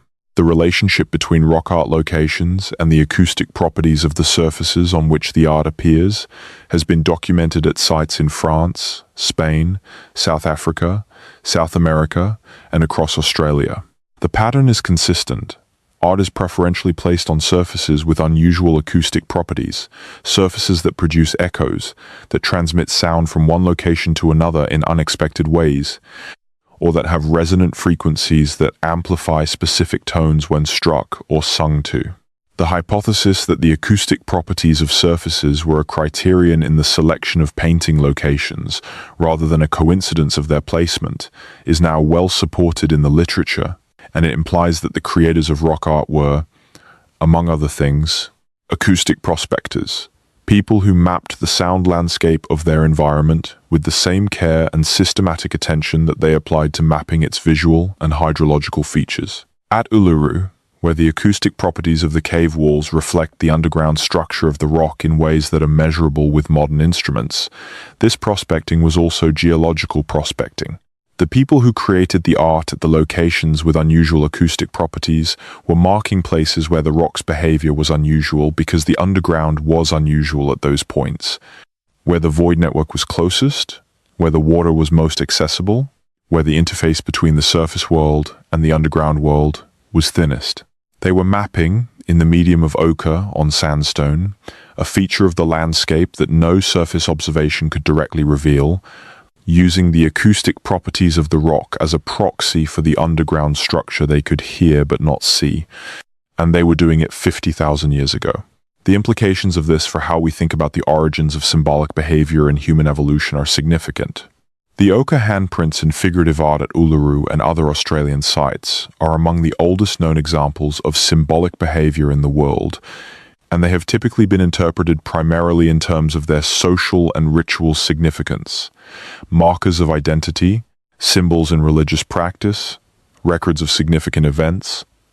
These interpretations are not wrong, but the acoustic research suggests that the choice of where to place the art was also guided by empirical observation of the physical properties of the landscape, that the symbolic act of marking a surface was accompanied by, and perhaps inseparable from, the practical act of identifying a location that had specific physical properties that made it significant in the knowledge system of the community.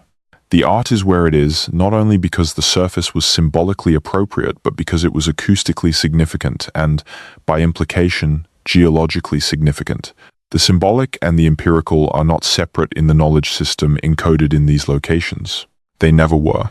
This integration of the symbolic and the empirical is one of the most important features of the Chukurpa to understand, and it is one of the features most commonly lost in the simplified accounts of Aboriginal knowledge that reach general audiences.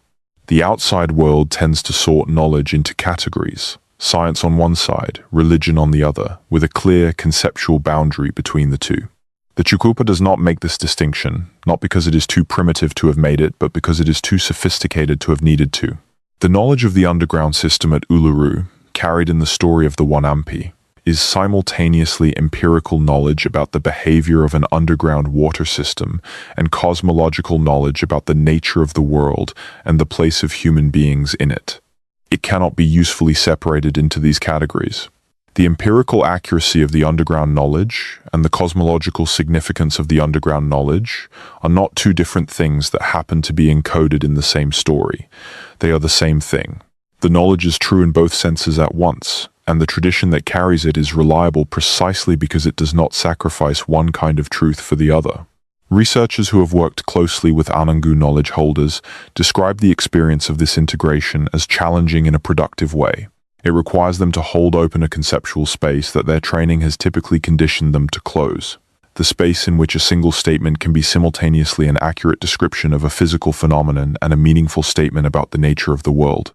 Western science has historically been very effective at making the first kind of statement and very reluctant to engage with the second, because the second kind is understood to belong to the domain of religion or philosophy rather than empirical inquiry. The Chukurpa does not recognize this boundary, and working with it requires a willingness to follow the knowledge where it leads, without insisting that it conform to the categorical structure that the researcher brought from outside. This is not easy for people trained in disciplines that have strong norms about what counts as evidence and what counts as explanation. But the researchers who have managed it describe it as transformative, not just in terms of what they learned about the Uluru landscape, but in terms of what they learned about the limits of their own discipline's approaches to knowledge. The Anangu elders who have participated in the collaborative research programs have, in turn, described the experience of working with the scientists as confirming something that the tradition had always held, that the underground system at Uluru is so significant and so complex that no single human perspective, no matter how sophisticated, can fully comprehend it.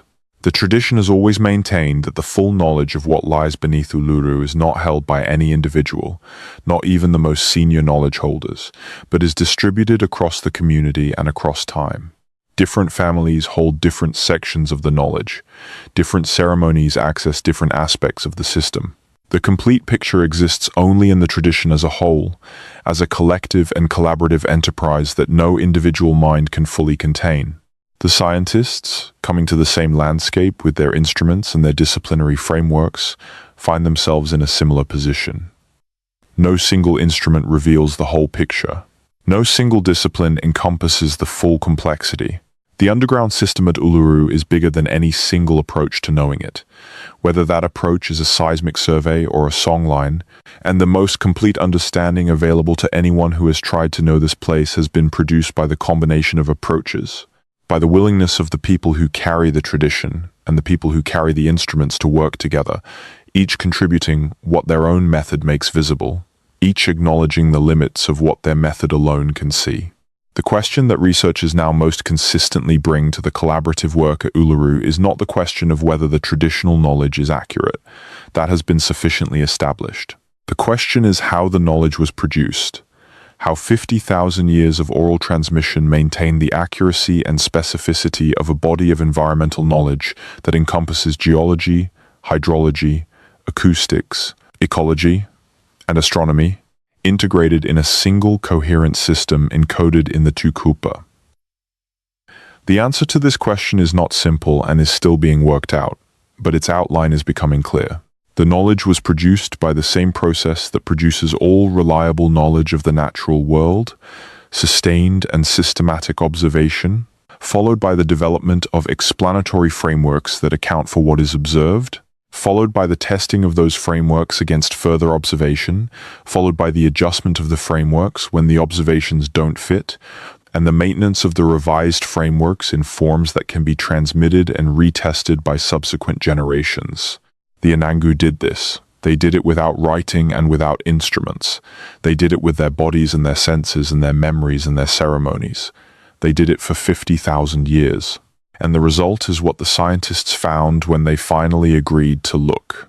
A body of knowledge about the underground at Uluru that is more detailed, more complete, and more extensively tested than anything that modern science has yet produced about the same landscape.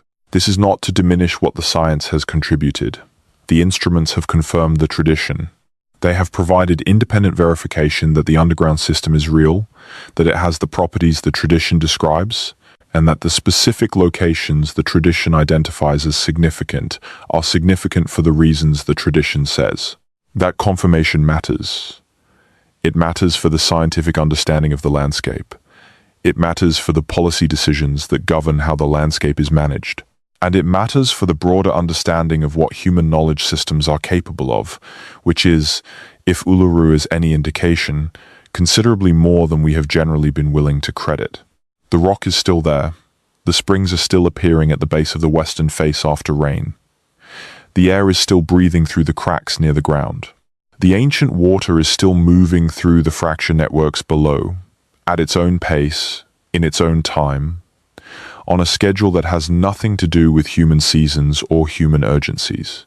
And the people who have been here for 50,000 years are still here, still carrying the knowledge, still maintaining the relationships that the knowledge describes, still singing the songs that move across the landscape and through the underground in ways that the acoustic instruments are only beginning to be able to measure.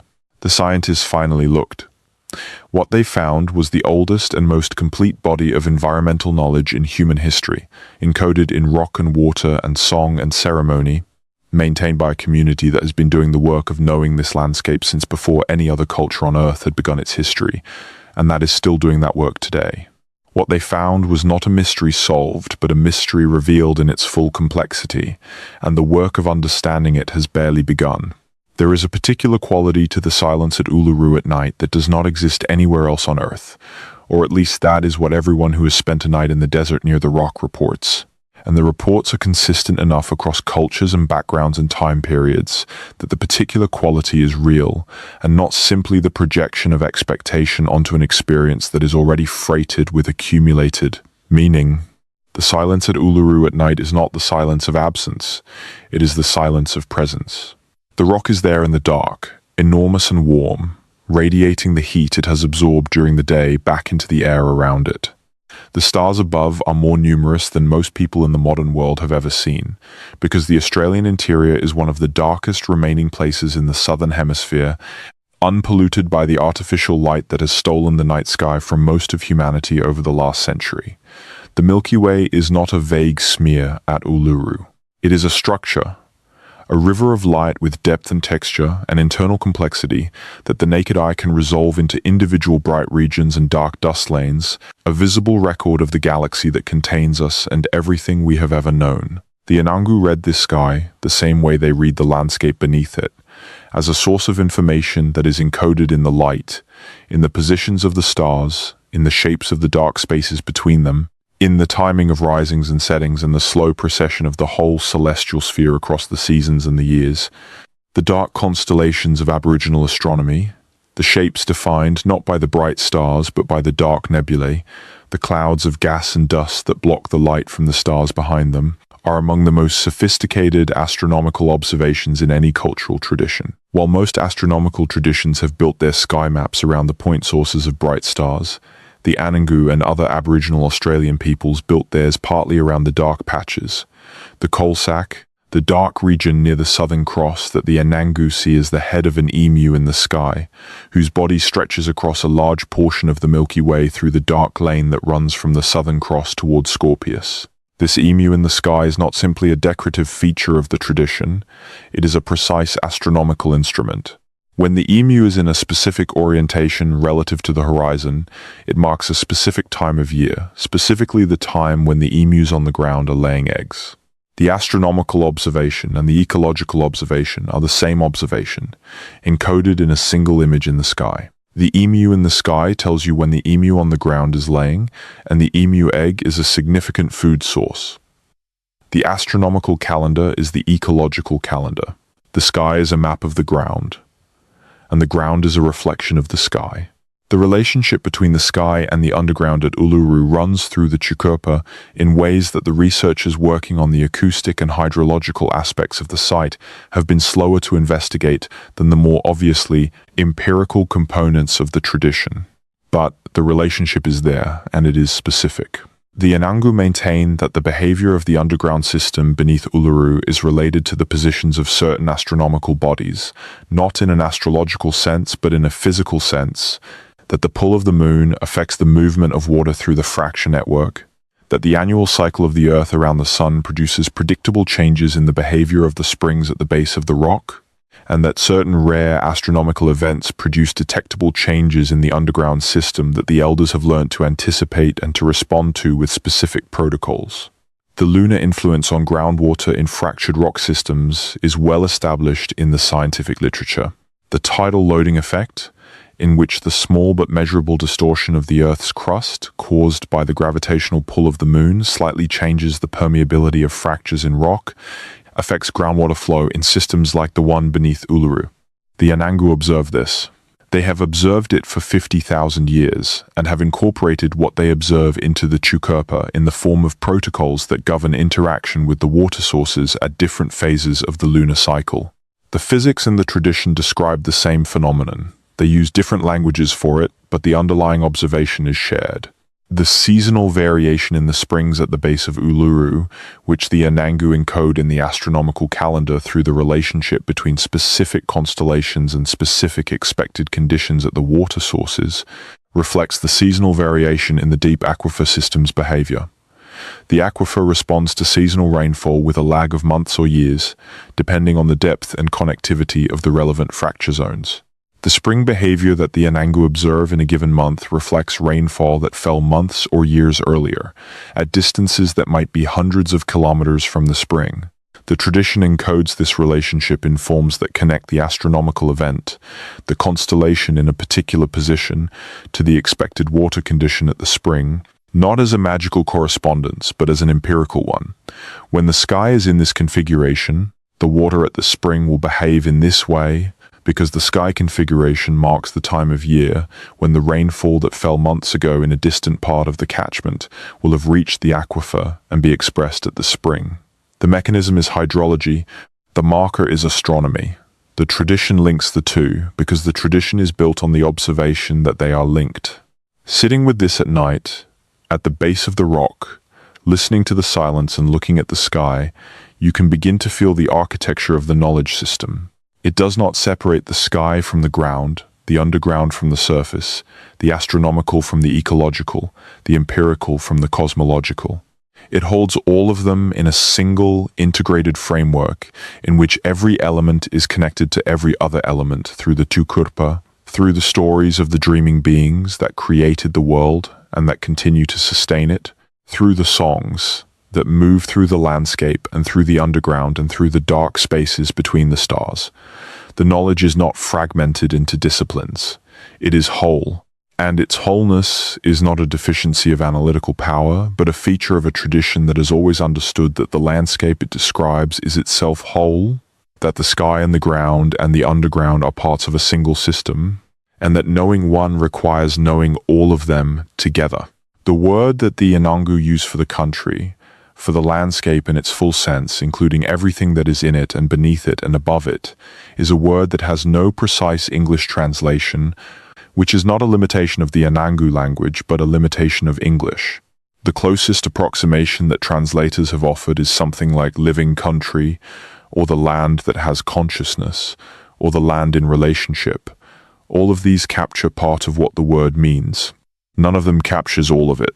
The essential idea is that the landscape is not a collection of objects and processes that exist independently of each other and independently of the consciousness that observes them. The landscape is a relationship, and the Anangu are part of that relationship, not observers of it from outside, but participants in it, whose participation is constitutive of the landscape in the same way that the underground water and the rock and the sky are constitutive of it.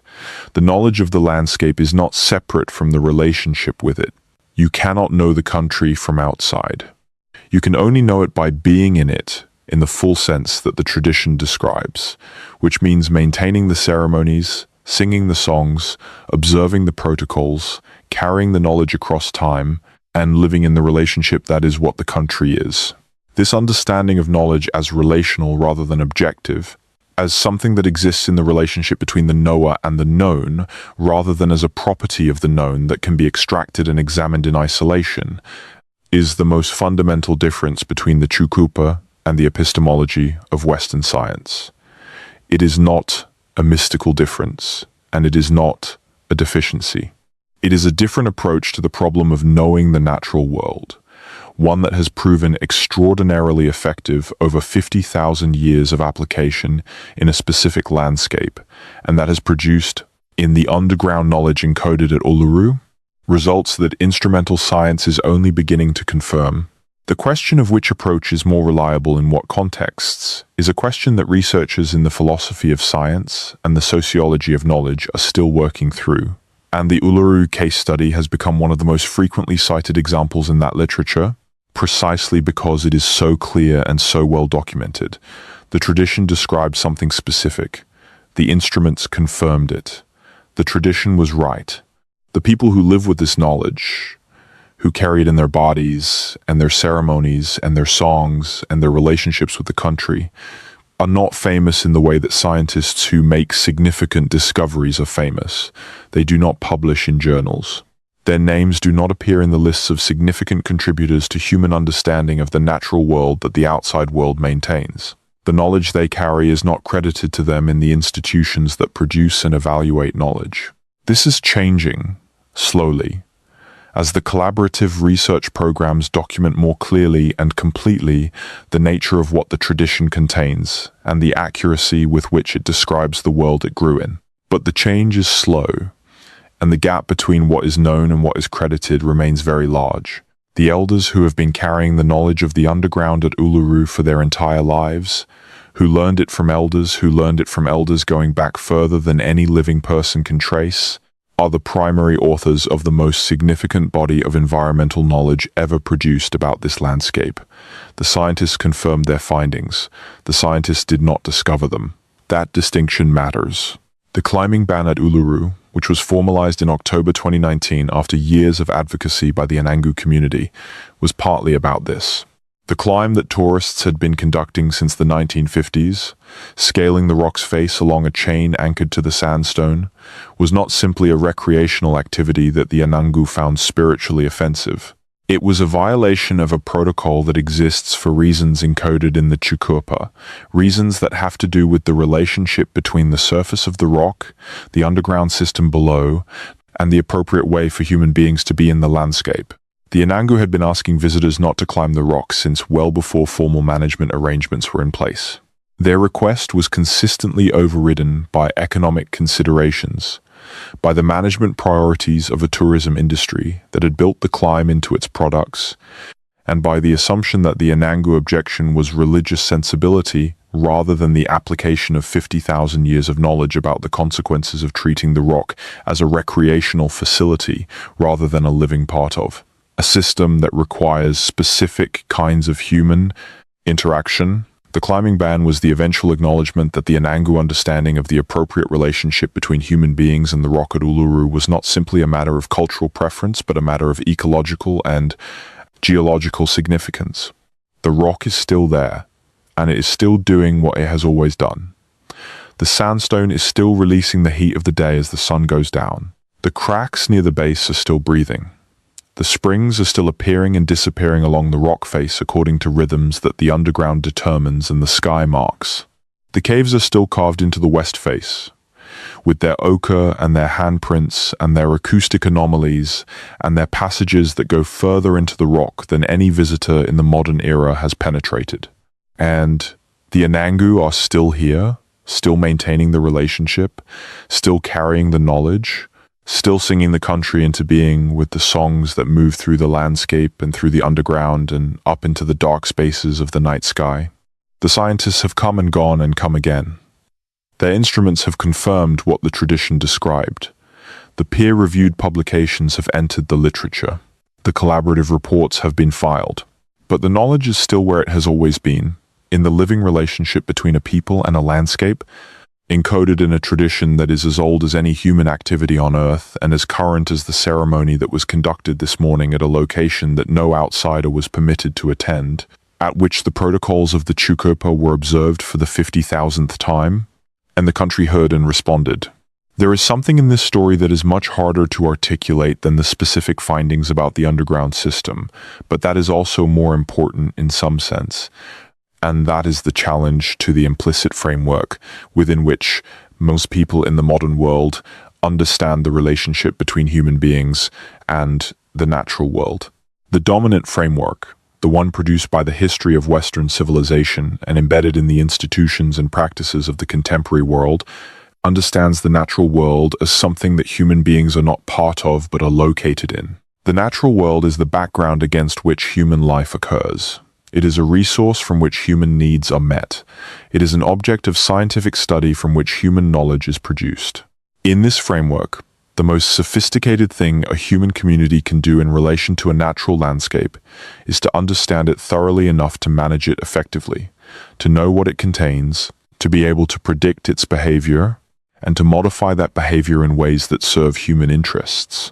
The Chukurpa offers a fundamentally different framework, one in which human beings are part of the natural world rather than located in it, in which the relationship between the human community and the landscape is constitutive of both rather than simply instrumental for one, and in which the most sophisticated thing a human community can do in relation to a landscape is not to manage it but to belong to it, to be in the kind of relationship with it that keeps both the community and the landscape in the condition that makes their continued existence possible.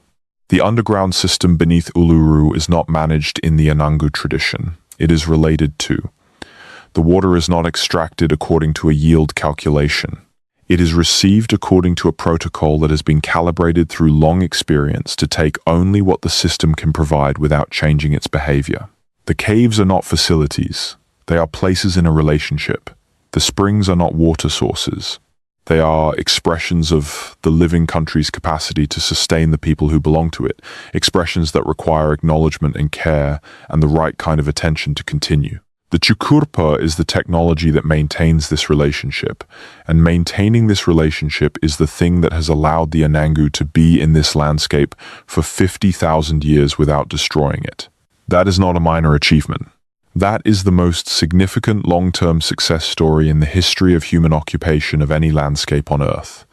The landscape beneath and around Uluru is still ecologically functional. The underground water is still there. The springs are still flowing. The megafauna are gone. But that loss occurred at the beginning of the period, not at the end of it, and the community's protocols since then have been designed in part to prevent a recurrence of the kind of overuse that contributed to those early extinctions. The knowledge system is adaptive. It learns from its failures.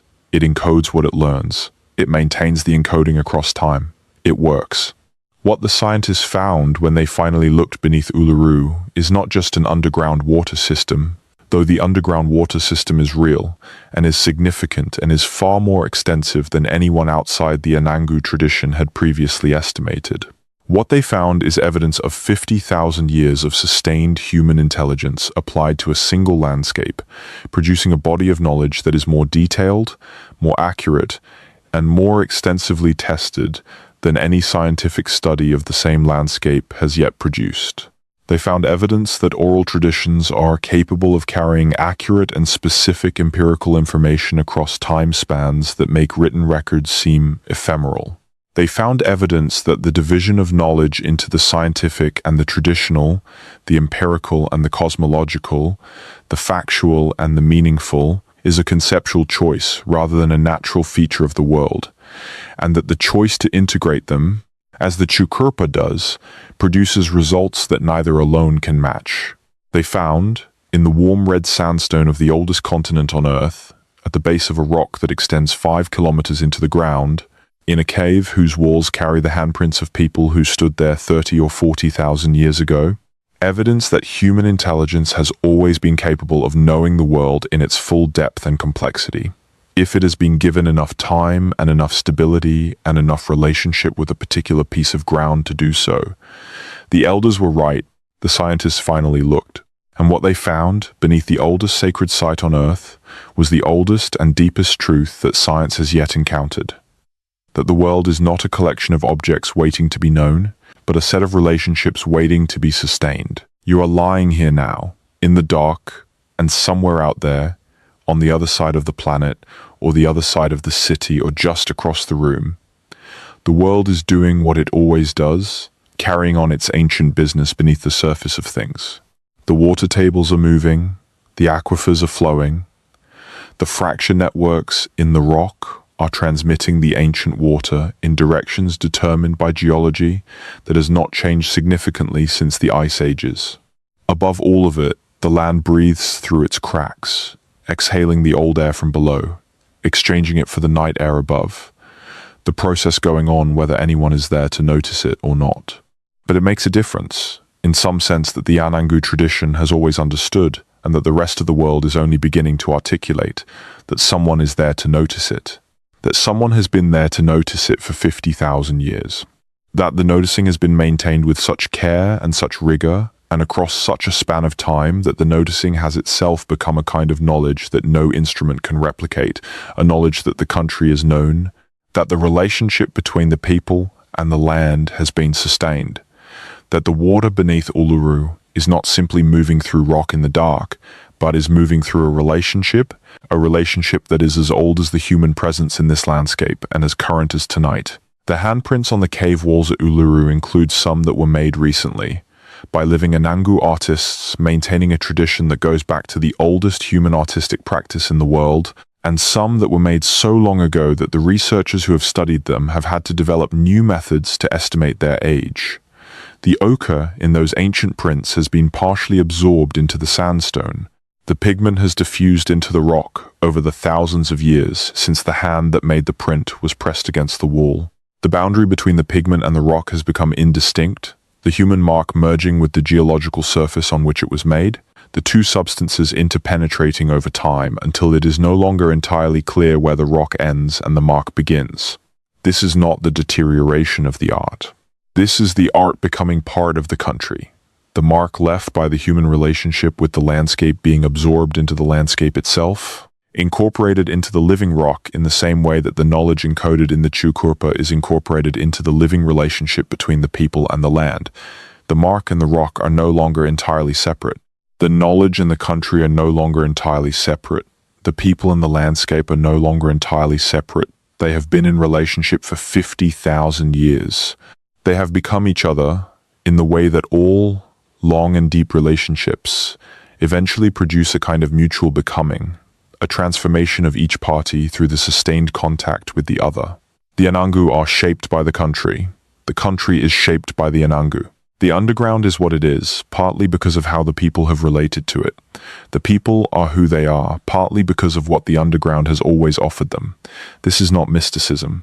This is ecology, understood in its deepest sense. The study of the relationships between organisms and their environments, in which neither side of the relationship is fully intelligible without the other. The scientists who came to Uluru with their instruments are part of this story too. Now, they came as outsiders, as observers from outside the relationship, bringing methods developed in other places for other landscapes, methods designed to produce knowledge from a position of separation from the object of study. They found, when they applied those methods to this landscape in collaboration with the people who belonged to it, that the separation was not as complete as their methods assumed, that the landscape they were studying was already known in ways their instruments could only partially confirm, and that the most significant contribution their methods could make was not to discover things that were previously unknown, but to confirm, in the language of the institution that had always been reluctant to credit the tradition, that the tradition was right. This is a different role for science than the dominant one, the role of explorer and discoverer. It is the role of validator, of the institution that finally agrees to look at what the people who have always been here have always been trying to show it. That role is also important. The confirmation matters. It creates a different kind of visibility for the knowledge, a visibility that has consequences in the policy world where decisions about the management of the landscape are made, in the educational world where people learn what counts as knowledge, in the institutional world where resources for research and conservation are allocated. The confirmation matters even though the knowledge was never dependent on the confirmation. The knowledge was there before the instruments arrived. It will be there after the instruments are gone. There are people alive today who carry knowledge of the underground at Uluru that no instrument has yet confirmed and that no outsider has yet been permitted to access. There are sections of the Tukurpa that describe things beneath the rock that the collaborative research programs have not yet investigated, either because the investigation has not been designed yet or because the knowledge holders with the authority to permit it have not yet decided to do so. There are caves in the rock face that are marked on no public map and that no person outside the relevant kinship group has entered in the living memory of anyone who has shared information with outsiders. There are songs that describe what lies at the bottom of the system at the full depth of the fracture network that no seismic survey has yet imaged with sufficient resolution to compare with the song's description. The knowledge is larger than what has been confirmed. The underground is more extensive than what has been mapped. The relationship between the tradition and the landscape continues to outrun the ability of external methods to catch up with it. This is what you are left with, lying in the dark and letting the story settle. Not a solved mystery, but a revealed one. Not an ancient secret unlocked by modern science, but an ancient knowledge acknowledged by modern science, slowly and with considerable reluctance, and still only partially. The rock is still warm in the dark. The underground is still full of ancient water. The elders are still carrying knowledge that outsiders have not yet been permitted to see. And somewhere in the desert, at the base of the oldest sacred site on earth, the air is still breathing through the cracks in the rock, exchanging the deep underground air with the night air above, the ancient with the present, the interior of the earth with the surface of the world, the way it has always breathed, the way it will continue to breathe for as long as the rock stands and the people who know it are there to notice. The warning that the elders have been carrying for 50,000 years was not a warning about something dangerous approaching from outside. It was a warning about the consequences of not knowing where you are, of treating the surface of things as if it were all there was, of approaching the world without the knowledge and the relationships that make it possible to be here without causing harm. The warning was for anyone who came to this landscape without knowing what it was, without understanding what lay beneath it, without recognizing the depth and the complexity and the age of the system they were stepping into. The scientists who finally looked had the instruments to see some of what the warning described. They did not have 50,000 years. They have had a few decades. What they have found in those decades, with the help of the people who have been looking for longer than any other people anywhere, is enough to establish with certainty that the warning was not superstition. The underground is real, the connections are real, the protocols that govern interaction with it encode real knowledge about a real system. The elders were right, and the scientists have, at last, agreed to say so. If you have made it here, to the quiet end of this story, to the place where the narrative decelerates and the images begin to settle and the weight of what has been described starts to become something you can simply rest in rather than something you need to hold actively in mind, then you have spent several hours in the company of a landscape and a knowledge system that have been here, waiting to be known in this way for longer than civilization has existed anywhere. You have spent some time in the medium of story and the medium of the night, in the vicinity of something ancient and enormous and still largely unexplored, a body of knowledge and a body of rock and a body of underground water and a body of astronomical observation and a body of human relationship with a specific piece of ground that constitute together the most significant human intellectual achievement that most of the world has never heard of. The underground at Uluru is not a secret anymore. It is not fully visible yet either. But the scientists have looked, and what they found is that the elders were telling the truth, all along, in the only language they had for 50,000 years of truth. The rock is there, the water is below it, the people are beside it, the knowledge is in the people, and the night is full of stars. If these slow histories are the kind of thing that helps you get to the end of the day in one piece, maybe let the algorithm know by leaving a like or subscribing so the next one finds you when you need it. I would genuinely love to know where in the world you are right now, in what kind of landscape your night is unfolding, whether there are stars above you or city lights or cloud cover and rain, whether you are in a desert or a mountain or a city apartment or somewhere in between. Leave it in the comments if you feel like it.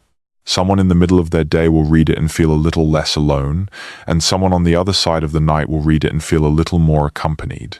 If you want to support the work more directly, there is a channel membership here on YouTube, but it is entirely optional, and the videos will always be free. The most important thing you can do is just rest. Let the story settle. Let the images go quiet. You have been here, at the base of the oldest rock, at the edge of the oldest knowledge, at the threshold of the oldest human relationship with a landscape that any culture has ever maintained. You do not need to hold on to it. It will hold on to you. These things always do. Find your way to sleep now. The underground is still moving, the springs will be there in the morning, and the elders are still here, carrying what they have always carried, in the oldest place that any human memory has ever called home. There are things that happen at Uluru that are not explained by any single framework available to the contemporary world, things that sit in the gap between what the Jukurpa describes and what the instruments have so far been able to confirm, things that the researchers who have spent the most time at the site describe not with certainty but with something more like a structured uncertainty, an acknowledgement that the incomplete picture is not evidence that the remaining pieces don't exist, but evidence that the investigation has not yet reached the places where they are. Understanding the scale of what remains unconfirmed requires understanding the scale of what has been confirmed, and the confirmed material is already remarkable enough that the researchers who work with it routinely report a sense of vertigo, not the physical kind, but the cognitive kind, the sense of standing at a height from which the assumptions you brought with you look very small. The songlines that cross the Australian continent and converge at Uluru from multiple directions are among the most extensively studied features of the Anangu knowledge system, partly because they are more accessible to outside researchers than the deeper ceremonial knowledge, and partly because their relationship to the physical landscape is legible enough to allow comparison between the song's description and the landscape it describes. The basic principle of a songline is well known. A song describes a route across the landscape in sufficient detail that a person who knows the song can follow it across country they have never physically visited, using the song as a navigation system. The features described in the song correspond to actual features in the landscape: hills, waterholes, rock formations, significant trees, and so on, and the sequence in which they are described in the song corresponds to the order in which they are encountered on the route. Different language groups own sections of the same songline as it crosses their country, and the sections mesh perfectly at the boundaries, the last feature described in one group's section being the first feature described in the next group's section, confirming that the songlines are not local innovations but system-wide structures maintained cooperatively across the continent. What is less widely known about the songlines, because it belongs to the deeper and more restricted aspects of the tradition, is that they do not describe only the surface of the landscape. In the understanding of the senior knowledge holders who carry the deepest sections of the songline knowledge, the songs describe the underground as well, and the relationship between what is described on the surface and what is described below is not incidental but structural. The underground features described in the deeper sections of the songlines correspond, in the cases where comparison has been possible, to real geological features: fault lines, fracture zones, underground watercourses, cave systems, and aquifer boundaries.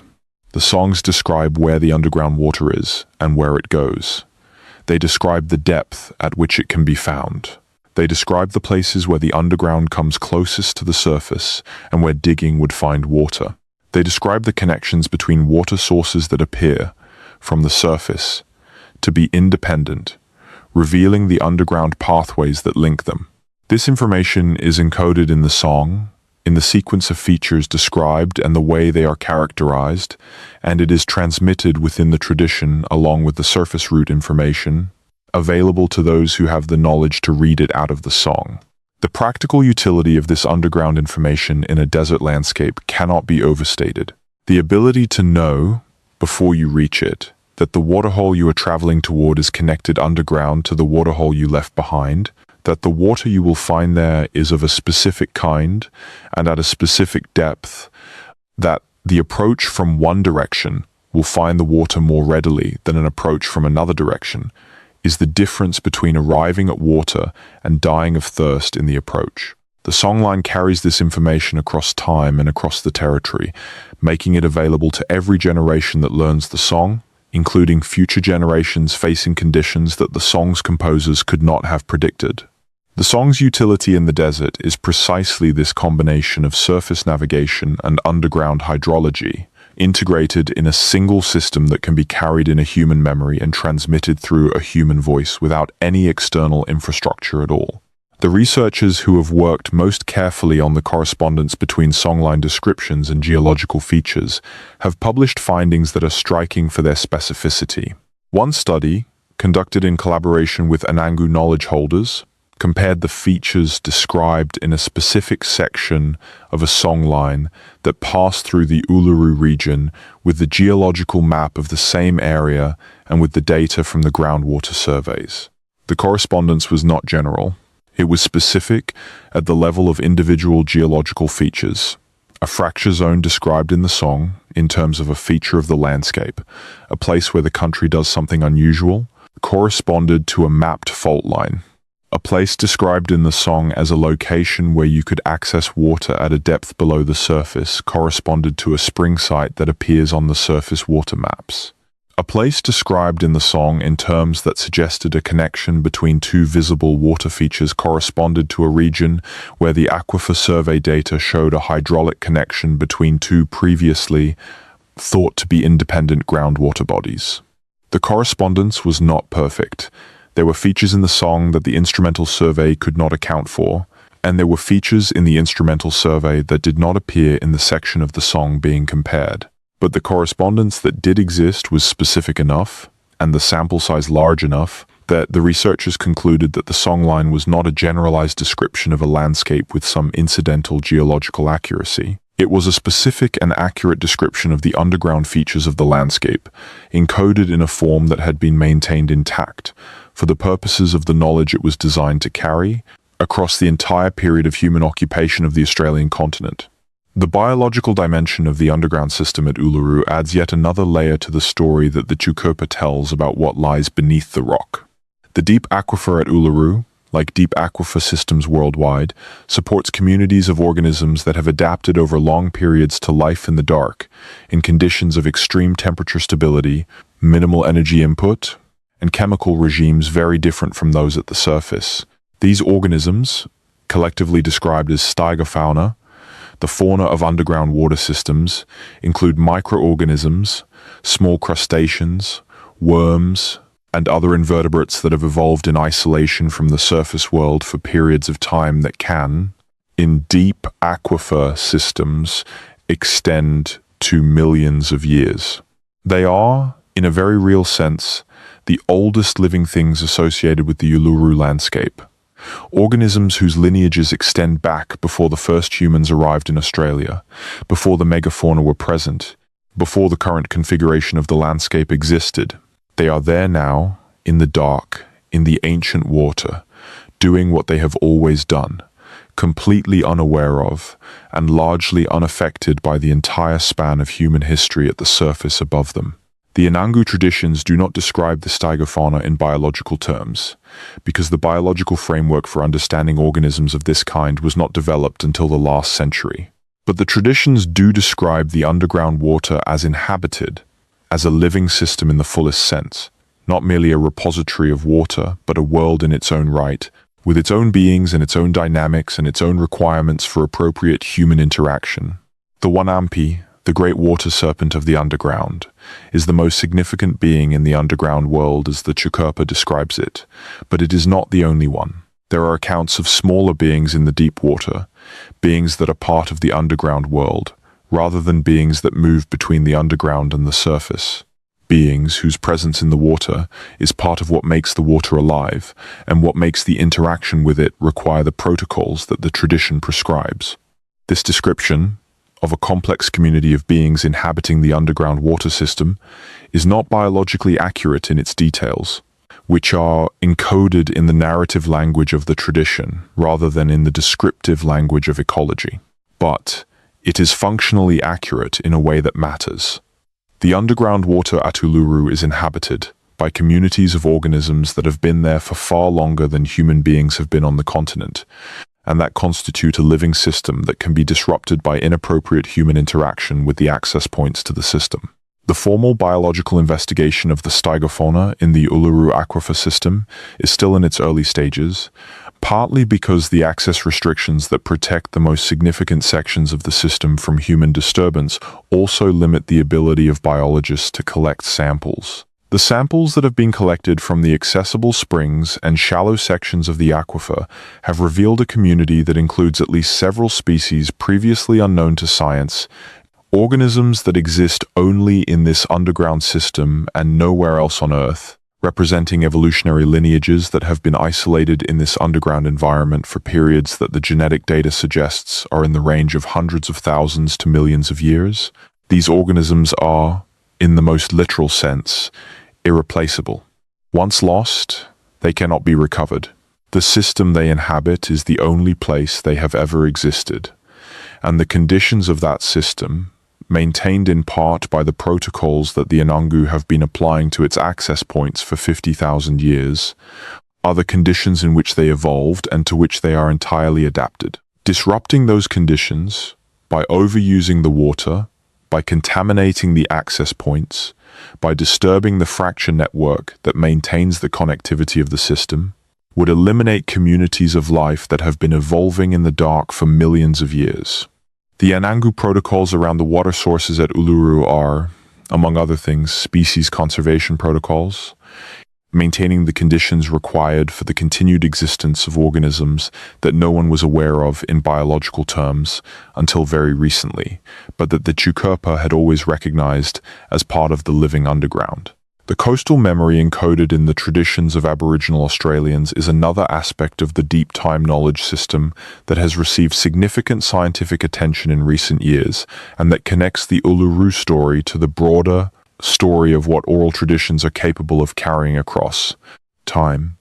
The coastline of Australia during the height of the last ice age was approximately 180 kilometers further out than the current coastline in many places.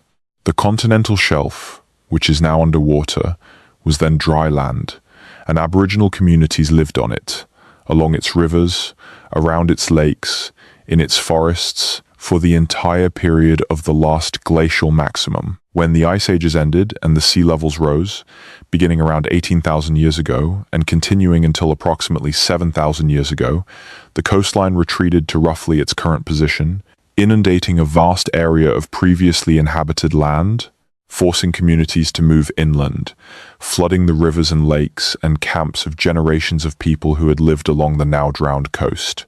This process, the loss of the coast to rising seas, is described in oral traditions across Aboriginal Australia, with a specificity that researchers have been able to compare to the geological record of sea level change. The correspondences are precise.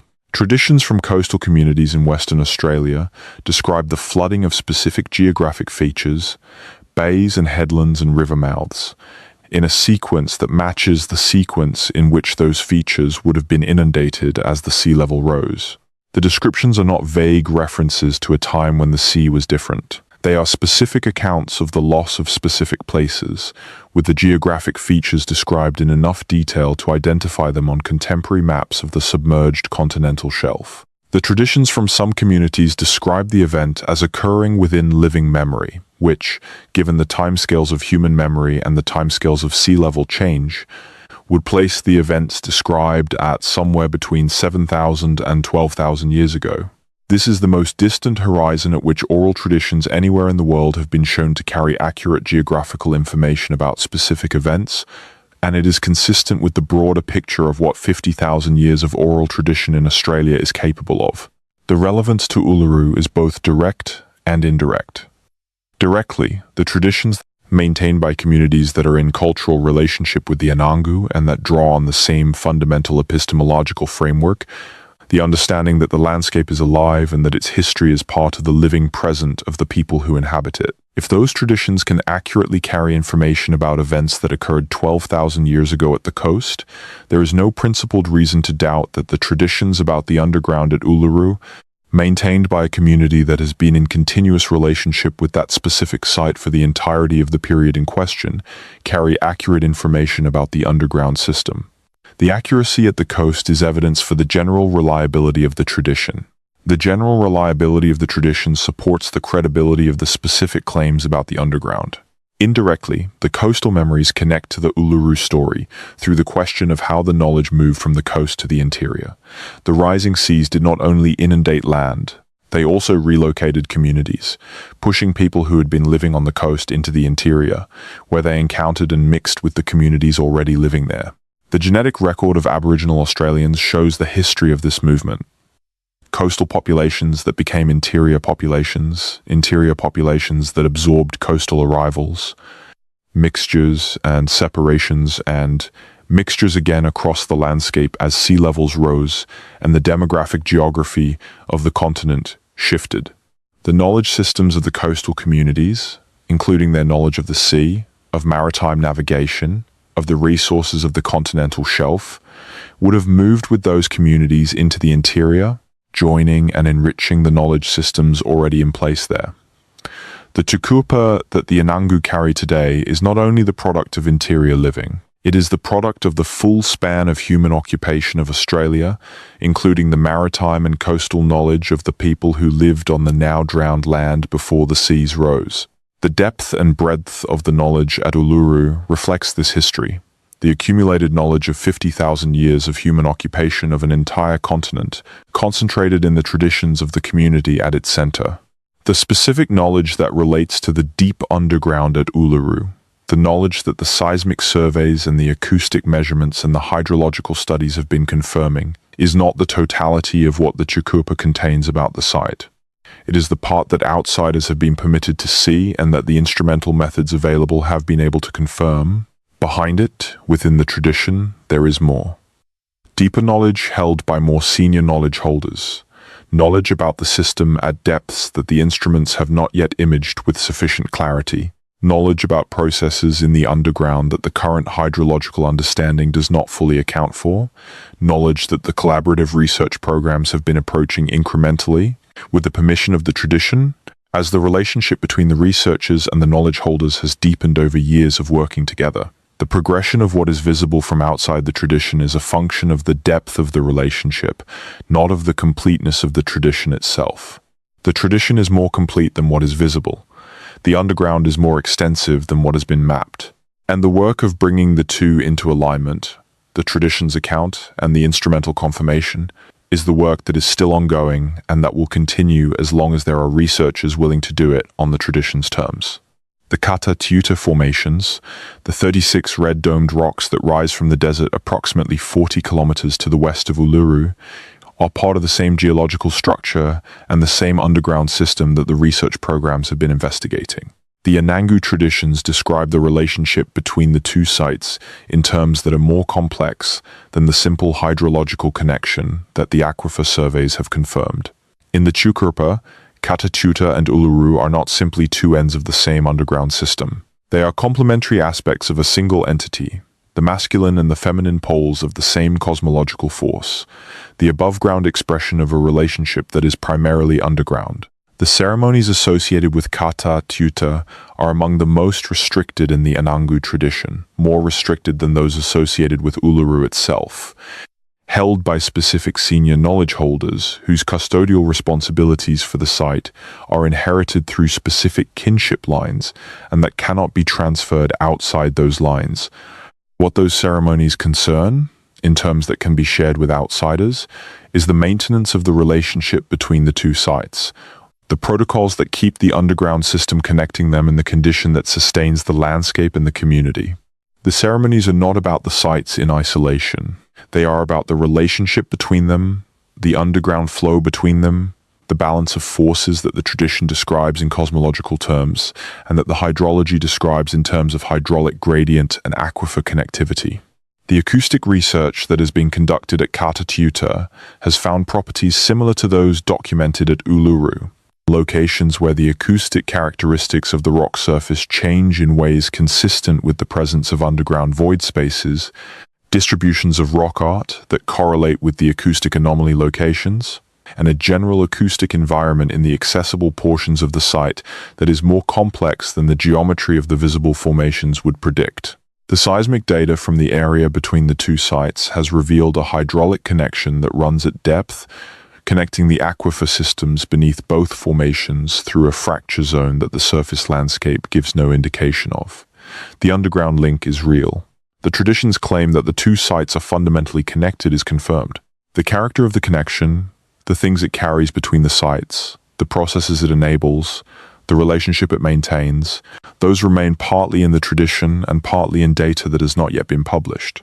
Between the two sites, in the flat red desert that separates them, there are places that the Anangu designate as significant, but that offer no obvious surface feature to explain the designation. These are places where the underground connection is closest to the surface, where the fracture network through which the ancient water moves runs within a few meters of the ground, where the acoustic properties of the surface soil are subtly different from the surrounding terrain.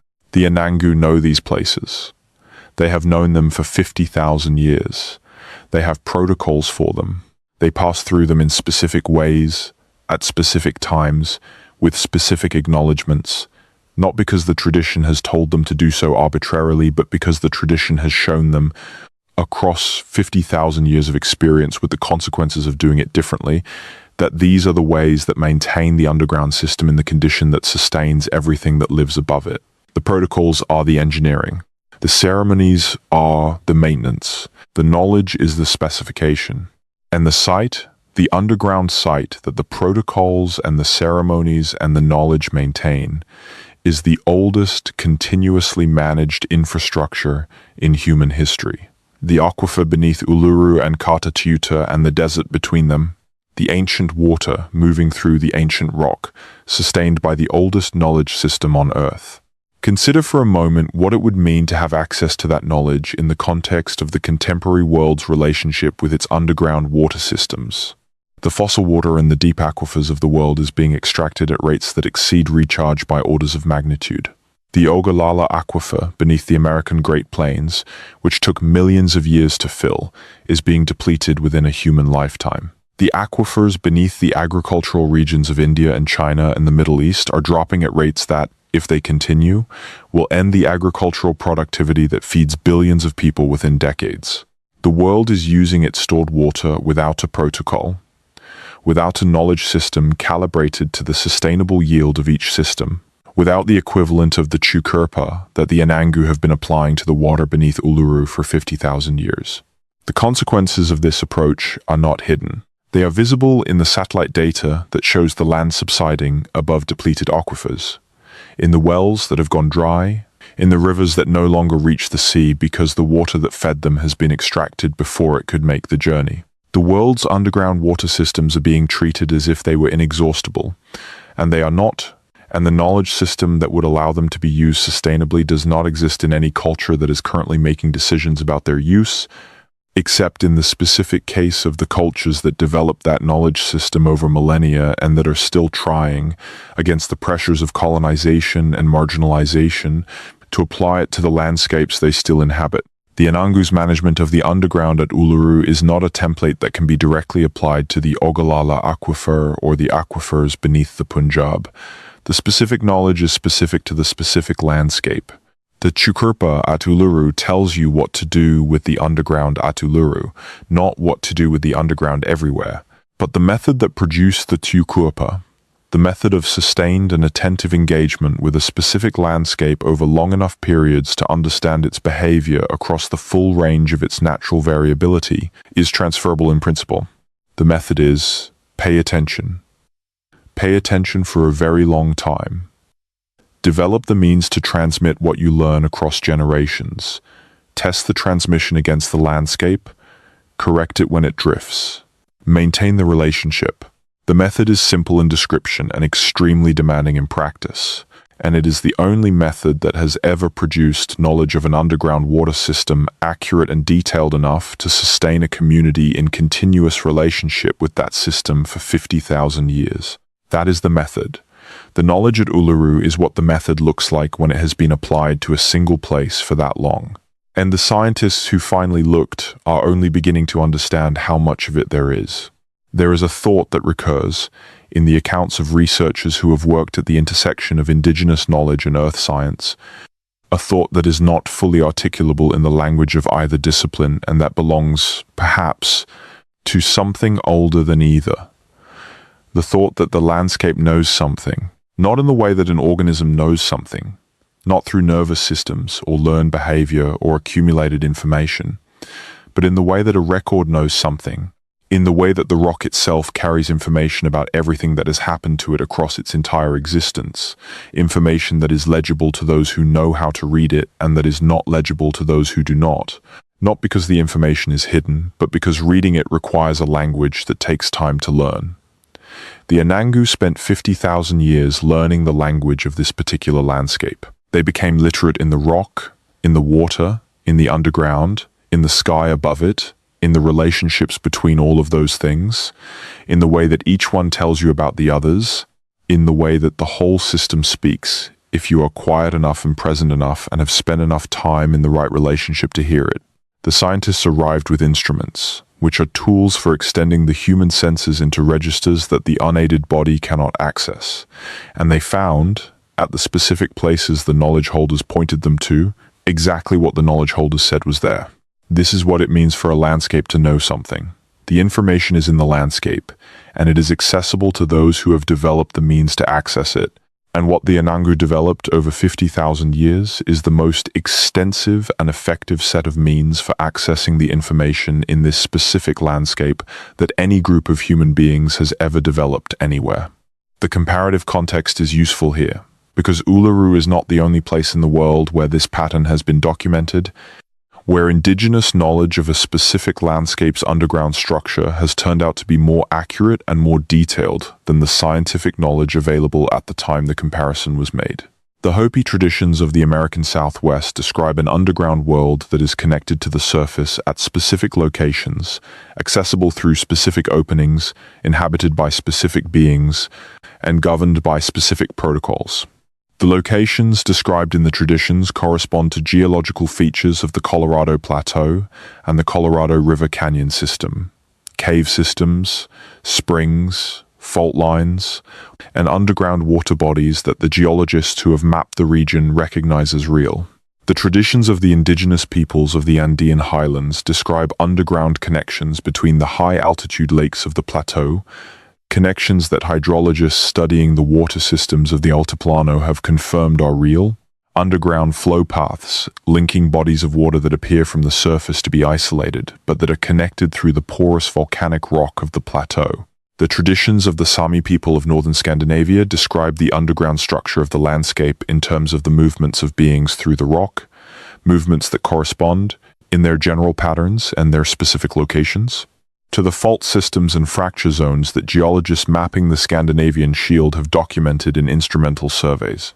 The pattern is consistent across the globe and across unrelated cultures. Communities that have been in continuous relationship with specific landscapes for long periods of time, long enough to have observed the full range of the landscape's natural variability, and to have accumulated sufficient observations to distinguish signal from noise in what they observe, develop accurate knowledge of the underground structures of their landscapes. They encode that knowledge in forms appropriate to oral transmission. Stories, songs, ceremonies, cosmological frameworks that embed the empirical content in narrative structures stable enough to persist across many generations. The knowledge is not the same in different places. It is specific to each landscape and to the community's specific history of engagement with that landscape.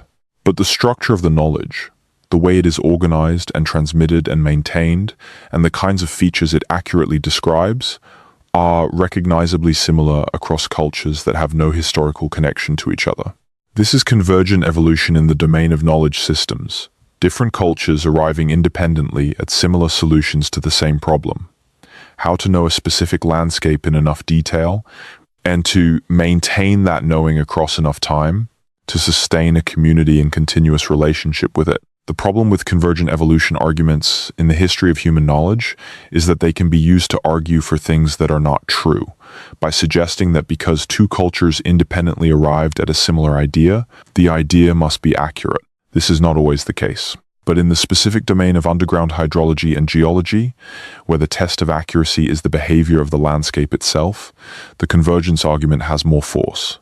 If different cultures, in different landscapes, using different methods, arrive at similar descriptions of what lies beneath the surface of the earth, and if the instrumental investigations of those landscapes confirm that what the cultures described is actually there, then the convergence is not coincidental. It is the signature of a reliable knowledge production process, a process that reliably identifies real features of the underground because it is based, ultimately, on sustained attention to the observable effects of those features at the surface. The springs. The acoustic properties of the rock, the temperature gradients in the soil, the behavior of plants rooted in deep soil layers that are influenced by the underground water table. All of these are surface expressions of underground realities, and all of them are accessible to careful observation over long periods. 50,000 years is a very long period. The specific acoustic research that has been conducted at Uluru has led to a broader research program in Australia investigating the acoustic properties of rock art sites generally, and the results have continued to confirm the pattern established at Uluru. Art is preferentially placed at locations with unusual acoustic properties, and those locations correspond to places where the geological structure of the site creates subsurface features that affect how sound moves through the rock. This research has been published in journals spanning archaeology, acoustic physics, and geology, representing a genuinely interdisciplinary body of work that would not have been possible if the initial observations had not been made in collaboration with knowledge holders who knew where to look. The knowledge holders knew where to look because the knowledge of where to look was in the tradition. The tradition knew where to look because the people who developed it had been looking at that specific landscape for 50,000 years. The research program is, in this sense, a consequence of the tradition rather than an independent development. The scientists are following a path that was laid down long before their instruments existed, by people who were navigating the same underground with different tools developed over 50,000 years of application to the same territory and found to be reliable by the most demanding test available. The test of keeping a community alive in a desert landscape without the external supply chains that modern civilization depends on. The question of what the tradition contains that the research programs have not yet confirmed is one that the researchers most deeply engage with the collaborative work at Uluru approach with something between scientific curiosity, personal humility. They know enough about the tradition to know that it contains more than they have seen, more than the knowledge holders have shared, more than their instruments have so far been able to detect. They also know enough about the tradition to know that the appropriate response to this is not frustration at the inaccessibility of the remaining knowledge, but respect for the process by which the remaining knowledge might eventually become accessible. The tradition is not withholding information arbitrarily. It is maintaining the protocols that have kept the information accurate and the knowledge system intact across 50,000 years. Protocols that include restrictions on who can access what knowledge and under what conditions. Restrictions that exist not to exclude but to protect both the knowledge and the people who might be harmed by accessing it without adequate preparation. The appropriate response to encountering those restrictions is not to try to circumvent them, but to deepen the relationship, to continue building the trust that makes it possible for more of the tradition to be shared incrementally, in the sequence and at the pace that the tradition itself determines is appropriate. This is a different model of scientific investigation from the one that most researchers are trained in, which is a model of instrumental access, of going to a site and measuring everything that can be measured, of producing a complete characterization of the object of study through the application of the most powerful available methods. In the collaborative model that the Uluru research programs have developed, the characterization is incomplete by design, because the design is governed not only by the capability of the instruments, but by the permission of the tradition. The incompleteness is not a deficiency. It is a consequence of a relationship, and the relationship is the thing that makes the accessible portion of the knowledge available in the first place. Without the relationship, the researchers would have instruments and no knowledge holders willing to tell them where to point them. With the relationship, they have access to a body of knowledge about this landscape that no amount of uninstructed instrumental survey could have produced, because the underground features that the surveys are confirming are not randomly distributed across the landscape. They are concentrated at the specific locations that the tradition has always identified as significant, and the tradition's identification of those locations is itself the most important piece of information the research programs have obtained. The way the rock looks at different times of day is part of what draws people to Uluru who have no particular interest in geology or oral traditions or acoustic archaeology, people who come simply because they have heard that it is worth seeing and who find, when they see it, that it is something beyond what they expected. The colors change as the sun moves. Not just the hue, but the quality of the light. The way the sandstone seems to be doing something with the sun rather than simply receiving it. The way the rock becomes something new at each hour of the day, something that could not have been predicted from the hour before. This is not a trick of perception. It is the result of the specific mineral composition and grain structure of the Arcos sandstone, which reflects different wavelengths of sunlight at different angles of incidence, with a variation that is large enough to produce perceptible color changes across the visible spectrum. The rock is doing something real at dawn and at dusk, doing it with the light that falls on it, producing something that the light alone and the rock alone would not produce without each other. The Anangu see this as the rock expressing its living nature, its participation in the world, its responsiveness to the conditions around it. The physics sees it as the optical properties of iron-bearing sandstone interacting with solar radiation at low angles of incidence. Both accounts describe the same thing. Both are true simultaneously. Neither is more complete than the other.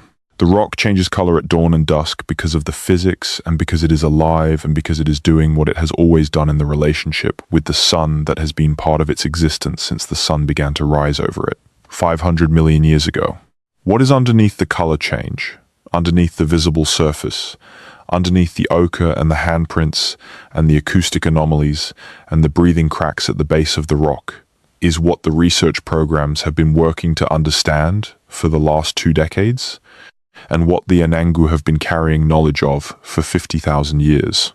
It is a system of such age and such complexity and such internal interconnection that the 10 or 15 years of serious instrumental investigation that have been applied to it represent, in the tradition's terms, the briefest possible introduction. The researchers who have been most engaged with it describe the experience of working with the Uluru Underground as an education in scale, not the physical scale of the rock, which is imposing enough from the outside, but the temporal scale of the relationship between the rock and the people, and the depth of the knowledge that relationship has produced.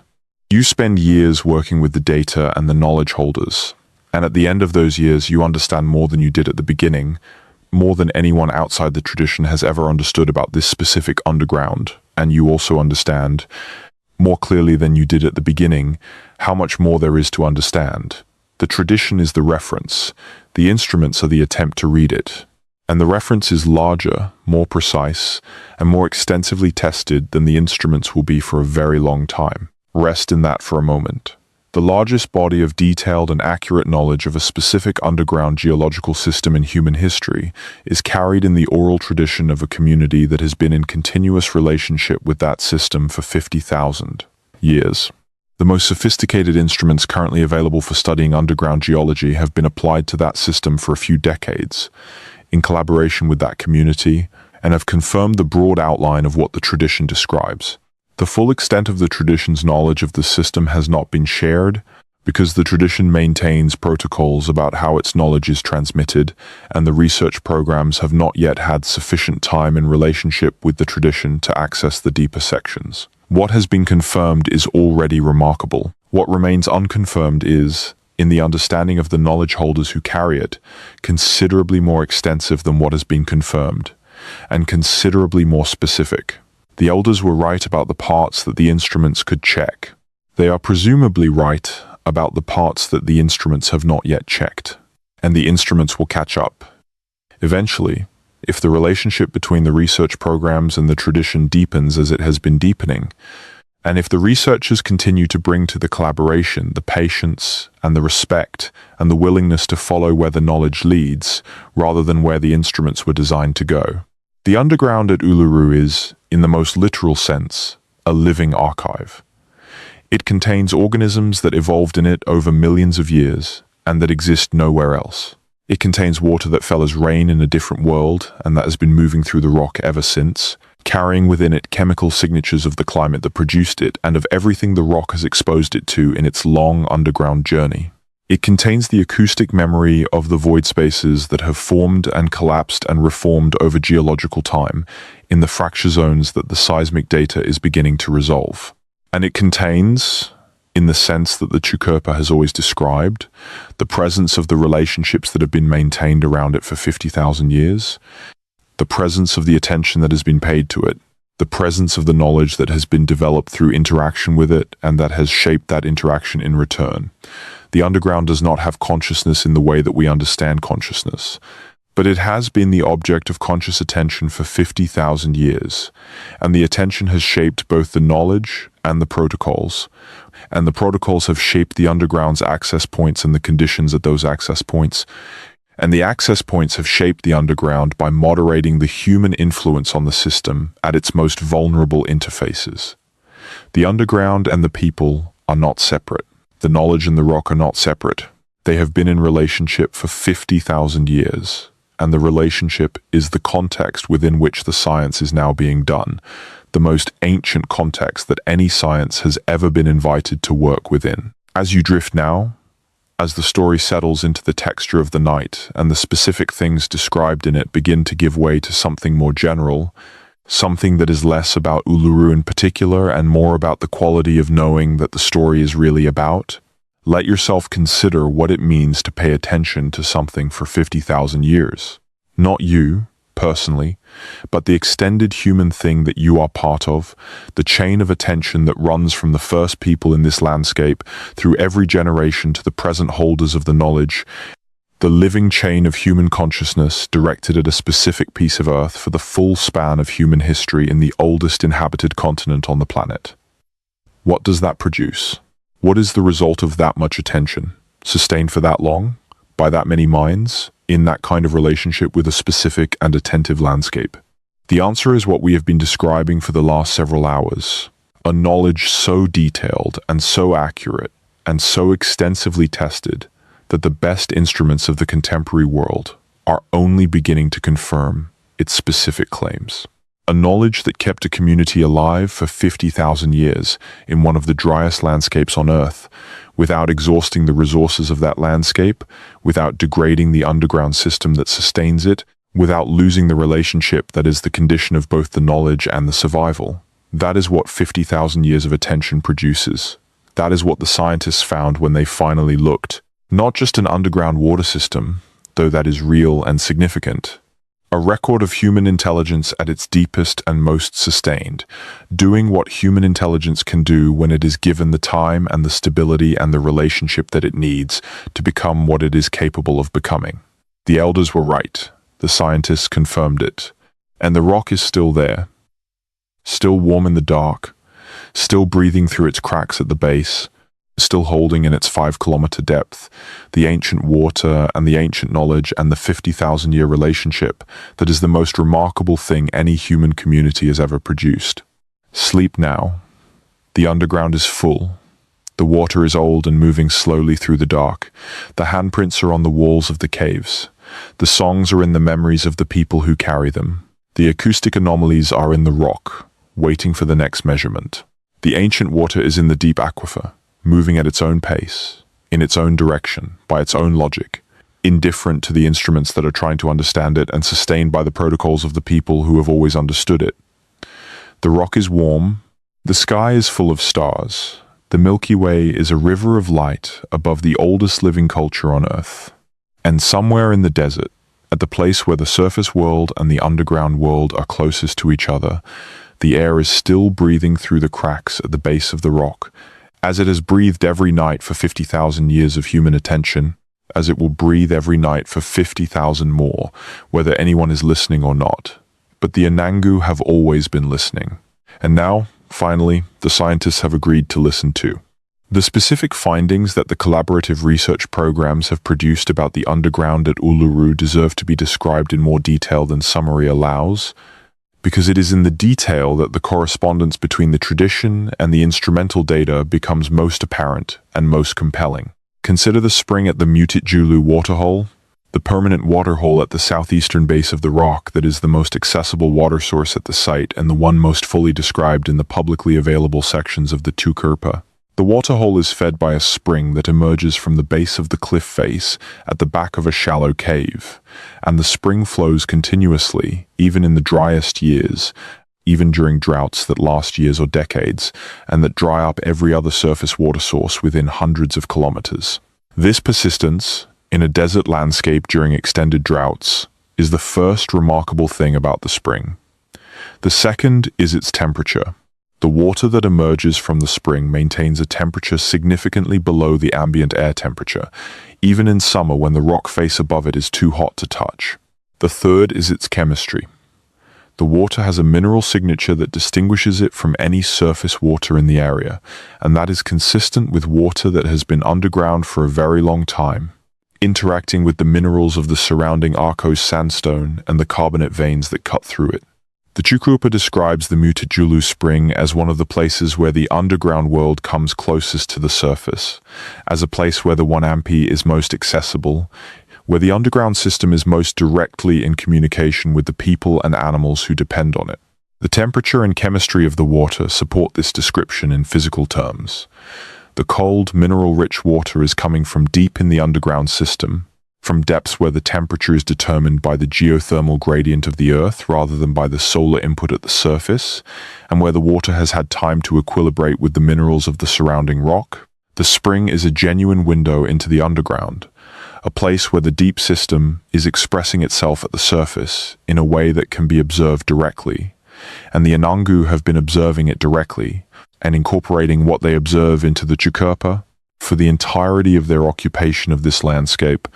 Every change in the spring's flow rate, every shift in its temperature, every variation in the color or clarity of the water, every change in the organisms that live in the waterhole has been observed, noted, incorporated into the understanding of the system, and encoded in the protocols that govern interaction with it.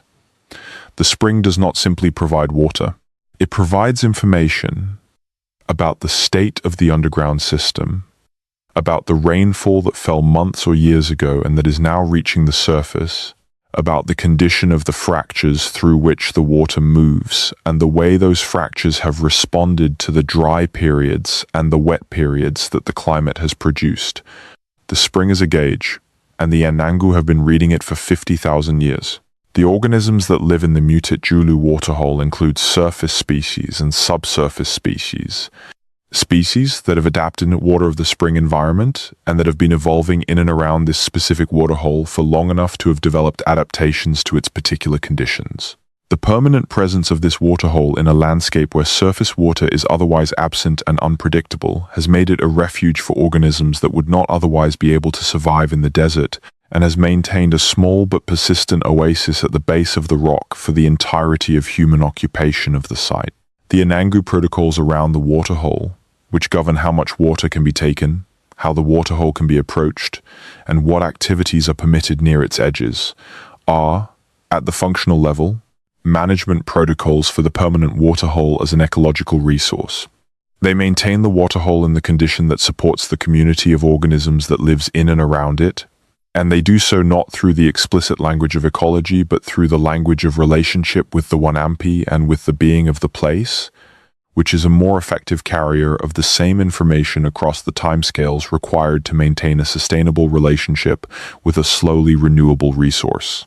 The water that emerges at the Mutijulu Spring has been analyzed by multiple research teams since the collaborative programs began, and the analysis consistently shows it to be ancient water in the technical sense. Water whose isotopic composition places its infiltration during a climatic period different from the present, specifically during one of the cooler and wetter periods of the Pleistocene when the Australian interior received more rainfall than it does today. The precise age of the water depends on the dating method used and on the specific isotopic systems measured, and the range of ages produced by different methods spans a wide interval from approximately 15,000 to more than 100,000 years. The uncertainty is not a failure of the analytical methods. It reflects the genuine complexity of the underground system, in which water infiltrated during different climatic periods mixes at the spring, producing a mixture whose isotopic composition integrates contributions from multiple source periods. The presence of this ancient water at the spring is confirmation, in the language of radiochemistry, that the underground system beneath Uluru has been accumulating and storing water across the full range of the Pleistocene climatic cycles, and that the spring is connected to those deep reserves rather than simply to recent local rainfall. This is what the Chukurpa has always maintained, that the water at Mutijulu is ancient water connected to the deep underground, carrying the character of a time before the current landscape existed. The specific animals that feature in the Chukurpa as significant beings associated with the underground at Uluru include not only the Wanampi, but several others whose ecological roles at the site are described in sufficient detail to be compared with what the biological surveys have documented. The Parenti, the large monitor lizard, that is the biggest lizard in Australia, and that is a significant dreaming being in the Anangu tradition, is present at Uluru in populations that have been studied by zoologists for decades. The Parenti uses the caves at the base of the rock as shelter and as a thermoregulatory resource, retreating into the cooler cave environments during the hottest parts of the day and emerging to hunt in the morning and evening.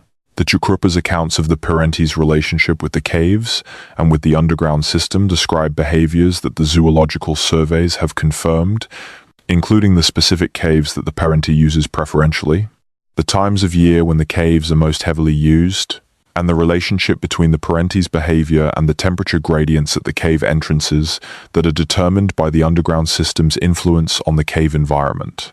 The Chukurpa is not only a cosmological account of the Parenti as a dreaming being, it is also an accurate ethological account of the Parenti's behavior in this specific landscape, an account that has been maintained for 50,000 years, and that the zoological surveys confirm in its broad outlines. The echidna, another dreaming being of significance in the Anangu tradition associated with specific locations around the base of Uluru, is present in the landscape in patterns that reflect the distribution of the ant and termite communities on which it feeds, and those communities are distributed, in part, in response to the moisture gradients in the soil that are influenced by the underground water system. The places where the echidna is described in the Chukurpa as preferentially active are places where the soil moisture is higher, where the vegetation is slightly denser, where the insects that the echidna feeds on are more abundant, and those places are where they are because the underground water is closest to the surface, where the moisture from the deep aquifer is most accessible to the shallow root systems of the plants and the subsurface habitats of the insects.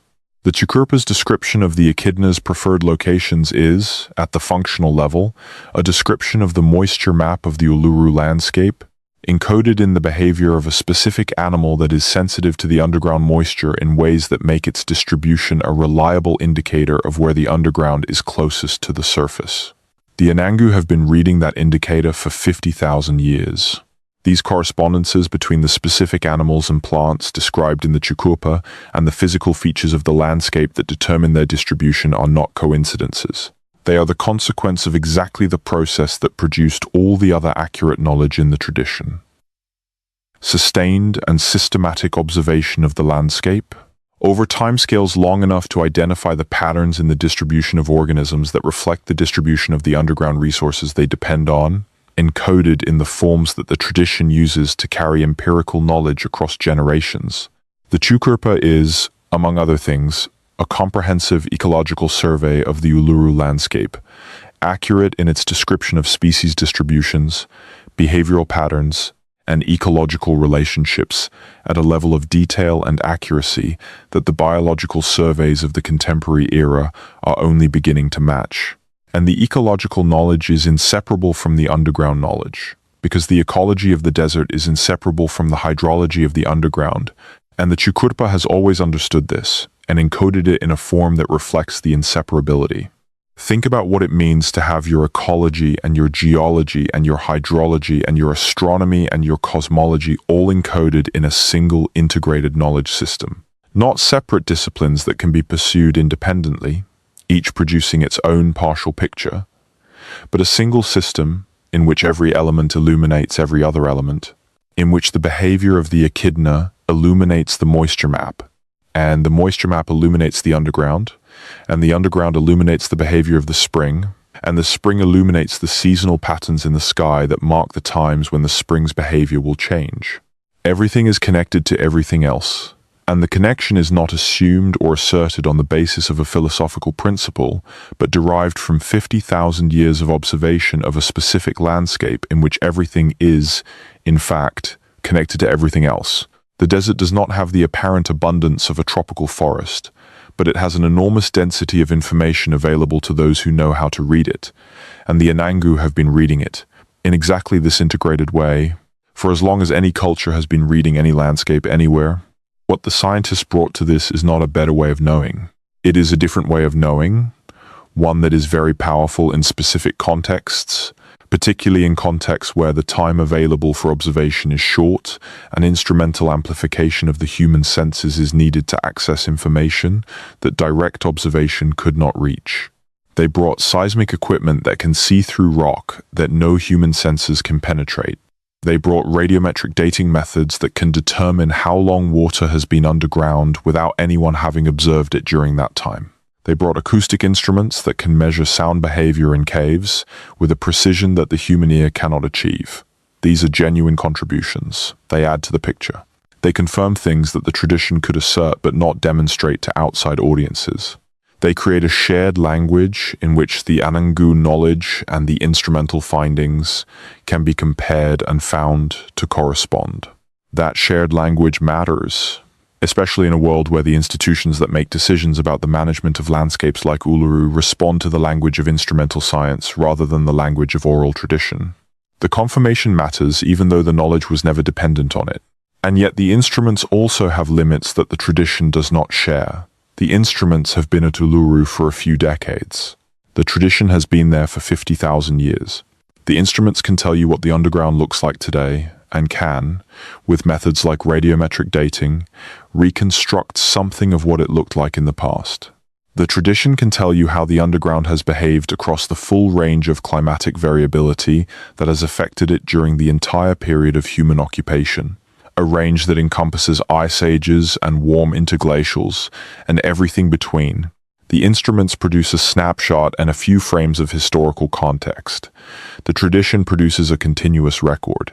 The record is encoded in narrative rather than instrumental terms, but the correspondence between the narrative and the instrumental data has been sufficient to establish that the narrative is an accurate description of the real system, which means the parts of the narrative that the instruments have not yet confirmed are also, in all probability, accurate descriptions of the same real system.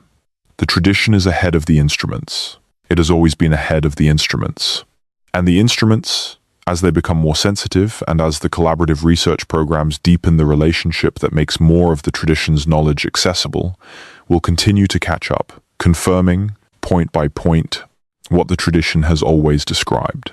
There will come a moment, at some point in the future, when the instrumental surveys of the underground at Uluru will have confirmed enough of the tradition's specific claims about the underground system that the scientific community will need to acknowledge, formally and explicitly, that the most accurate and complete description of the underground at Uluru is not in the geological literature, but in the Chukurpa, and that the contribution of the Anangu knowledge holders to the scientific understanding of the site is not supplementary but primary. That moment may still be decades away. The research programs are still young relative to the complexity of what they are trying to understand, but the direction of the work is clear, and the direction points toward a future in which the division between traditional knowledge and scientific knowledge at Uluru has collapsed into a more accurate description of what each contributes. The tradition provides the primary data set, accumulated across 50,000 years of sustained observation. The instruments provide independent confirmation and the capacity to extend the knowledge into registers that direct observation cannot access. Together, they produce the most complete picture of the underground at Uluru that has ever been available to anyone, and that picture confirms the essential accuracy of the oldest knowledge system in the world about the oldest and most significant site in Australian history. You have been listening to this for a long time now, long enough that the room you are in has become quieter and the day has become more distant, and the images of the story have settled into something that is partly visual and partly not visual at all, something that is more like a texture or a weight, the accumulated gravity of a very old story told slowly in the dark. This is exactly where this story belongs. It is too big and too old and too complex for the pace of the day. It needs the night, it needs the quiet.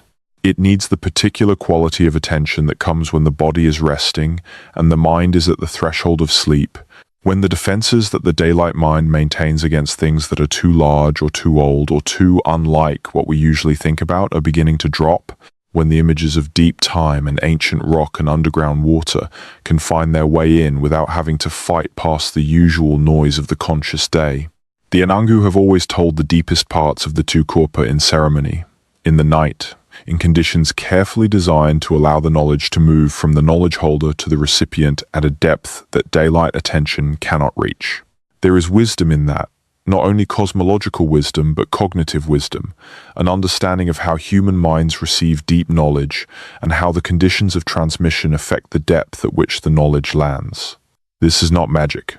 It is applied psychology developed over 50,000 years of observing how human minds work, which is the same patient observational method that produced all the other knowledge in the Chukurpa. You transmit deep knowledge in conditions that allow it to be received deeply, and the conditions of the night, of ceremony, of quiet and warmth, and the particular quality of attention that comes at the threshold of sleep, are the conditions that the tradition has always identified as best suited to this purpose. So you are receiving this now, in those conditions, or conditions like them, and the knowledge that is moving through the story and settling in you is not only factual knowledge about an underground geological system in Central Australia, though it is also that. It is knowledge of a different order, knowledge that is harder to articulate, but that is, in its way, more fundamental. The knowledge that the world is older and more complex than the frameworks available to any single culture can fully accommodate. That the most accurate knowledge of any specific landscape has always been held by the people who have been in relationship with it for the longest time, that the tradition and the instruments are not in competition but in complementary relationship, each capable of seeing things the other cannot, and that the fullest picture of any place emerges from the deepest possible engagement between the people who know it from inside and the methods that can extend what any individual can directly observe. The knowledge is in the relationship. The relationship is with the landscape. The landscape is alive, in its own specific and non-human way, responsive to the attention that has been paid to it across 50,000 years of human presence, shaped by that attention and shaping those who pay it. The underground at Uluru is not simply a geological structure. It is a consequence of a relationship. and the relationship has lasted longer than any other in human history, and it is still ongoing, still being maintained by the people who have always maintained it, still being confirmed point by point, by the people who are only beginning to understand what they are confirming. The rock is warm, the water is deep, the songs are still being sung, and the night is as old as the oldest attention that any human consciousness has ever paid to any piece of ground on this planet. And it holds you now, as it has held every person who has ever lain in the dark at the edge of sleep and felt the weight of the world, which is not a burden, but a presence, not a pressure, but a sustaining force, the same force that holds the ancient water in the deep rock, and the ancient knowledge in the living tradition, and the ancient light in the southern stars, that the Anangu have been reading for 50,000 years, and that are still there above you now, whether you can see them or not, burning with the same patient constancy that the underground maintains below, the same constancy that the knowledge carries forward, the same constancy that keeps the spring flowing at the base of the oldest rock in the oldest relationship between any people and any place on the surface of this ancient and endlessly generous earth. There is one more thing that belongs in this story. One more dimension that the summary treatment cannot do justice to, but that the night has room for. And it is the dimension of what happens to the people who spend enough time in serious engagement with this knowledge. Not the casual visitor to the national park who sees the rock at sunset and takes a photograph. Not the researcher who comes for a season with instruments and leaves with data, but the people who have given years, sometimes decades, to the collaborative work at Uluru, to the process of building the relationship that allows the knowledge to be accessed, and the instruments to be pointed at the right places, and the data to be interpreted in dialogue with the tradition. Those people, across disciplines and backgrounds and cultural origins, describe something similar when they talk about what the work has done to them, and what they describe is not the acquisition of specific knowledge, though they have that too, but a change in the way they understand what knowledge is and how it is produced and what it is for. The change is hard to articulate, which is probably why it rarely appears in the formal scientific literature and tends instead to surface in the acknowledgement sections of papers, in the personal accounts that researchers share in conference corridors or in interviews conducted by science journalists, in the occasional essay or memoir that a researcher writes when they have spent enough time away from the daily requirements of academic output to reflect on what the experience of the collaborative work was actually like. What they describe is something like a recognition that the framework within which they entered the work, the framework of instrumental science as the most reliable route to accurate knowledge of the natural world, is not wrong, but is incomplete, that it is a framework designed for a specific range of scales and timescales, and that beyond those scales and timescales, specifically at the timescales relevant to understanding the long-term behavior of slowly changing systems like the underground at Uluru, the tradition is not a supplement to the science but a more complete version of it. A version that has been running longer and collecting data across a wider range of the system's natural variability. The recognition is not comfortable. It requires a significant adjustment to assumptions that are deeply embedded in the training and the professional culture of instrumental science. But the researchers who have made it describe it consistently as clarifying rather than destabilizing, as the kind of recognition that makes subsequent work more productive rather than less, because it clarifies what the instruments are actually contributing and what they are not contributing, and what the tradition is contributing and why that contribution is irreplaceable. The practical consequence of this recognition, in the context of the collaborative research programs at Uluru, is a different kind of research design from the one that would emerge if the researchers were working independently of the tradition. Instead of designing studies to characterize the underground system from scratch, from first principles, using the most comprehensive instrumental survey that the budget allows, the collaborative programs design studies to confirm specific claims of the tradition, to extend the instrumental knowledge into regions where the tradition has already made predictions, and to document the correspondence between the tradition's description and the instrumental finding in sufficient detail to allow the comparison to be published in peer-reviewed literature. This is a research design driven by the tradition rather than by the instruments, and it has been consistently more productive than the alternative would have been, Because the tradition knows where the significant features are, and the instruments are most productively deployed when they are pointed at significant features, rather than conducting a comprehensive survey of an area where most of what the instruments measure is unremarkable. The tradition is the research question. The instruments are the method for answering it in the specific language of the institution. And the tradition has been producing research questions for 50,000 years, which is a very long time for any research program to have been generating productive questions about a single site. Let that settle as you go. Let the underground settle below you, full of ancient water and ancient organisms and acoustic memory and the 50,000-year record of human attention that has shaped its access points and maintained its conditions and kept its springs flowing through every drought and every generation and every change in the world above.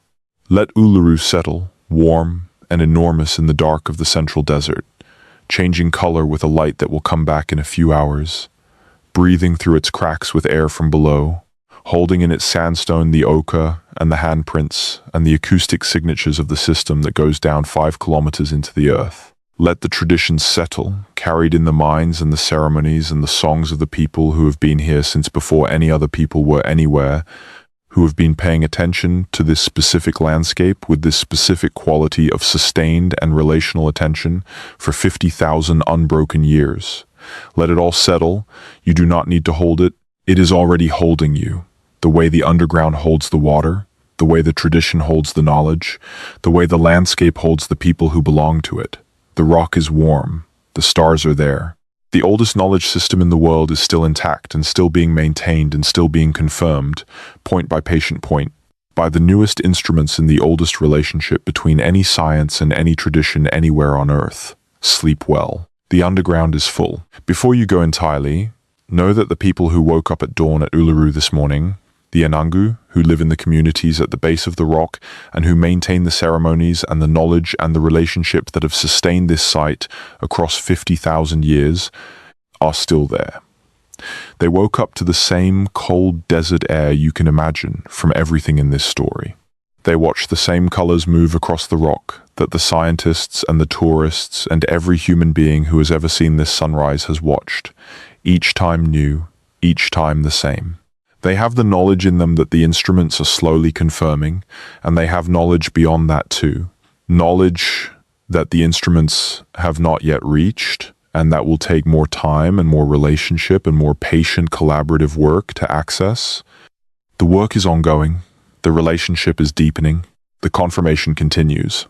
And the tradition, which has outlasted everything that has ever been thrown at it across 50,000 years of ice ages and droughts and megafauna extinctions and colonial violence and every other thing that the world has managed to produce in the way of difficulty, is intact. It is still being transmitted. It is still being lived. The elders warned about what was beneath Uluru for 50,000 years. The scientists finally looked. And the knowledge, against every expectation of the institutions that spent so long declining to take it seriously, was right. The rock remains, the knowledge remains, the ancient water remains, deep in the dark, patient beyond any human patience, waiting for the next generation of attention, which will come, as it always has, from the people who know this place as home. And the night holds everything, as it always has, as it always will. The rock endures, always. The spring at the base of the rock will flow again tomorrow morning. It has flowed every morning for longer than any living person can remember, longer than any story that has been written down anywhere, longer than any institution that manages landscapes like this one has existed. It will flow tomorrow because the underground is full, because the fracture network is intact, because the protocols that maintain the access points have been observed, because the knowledge that encodes those protocols has been transmitted and received and is being transmitted again right now in ceremonies and in sun.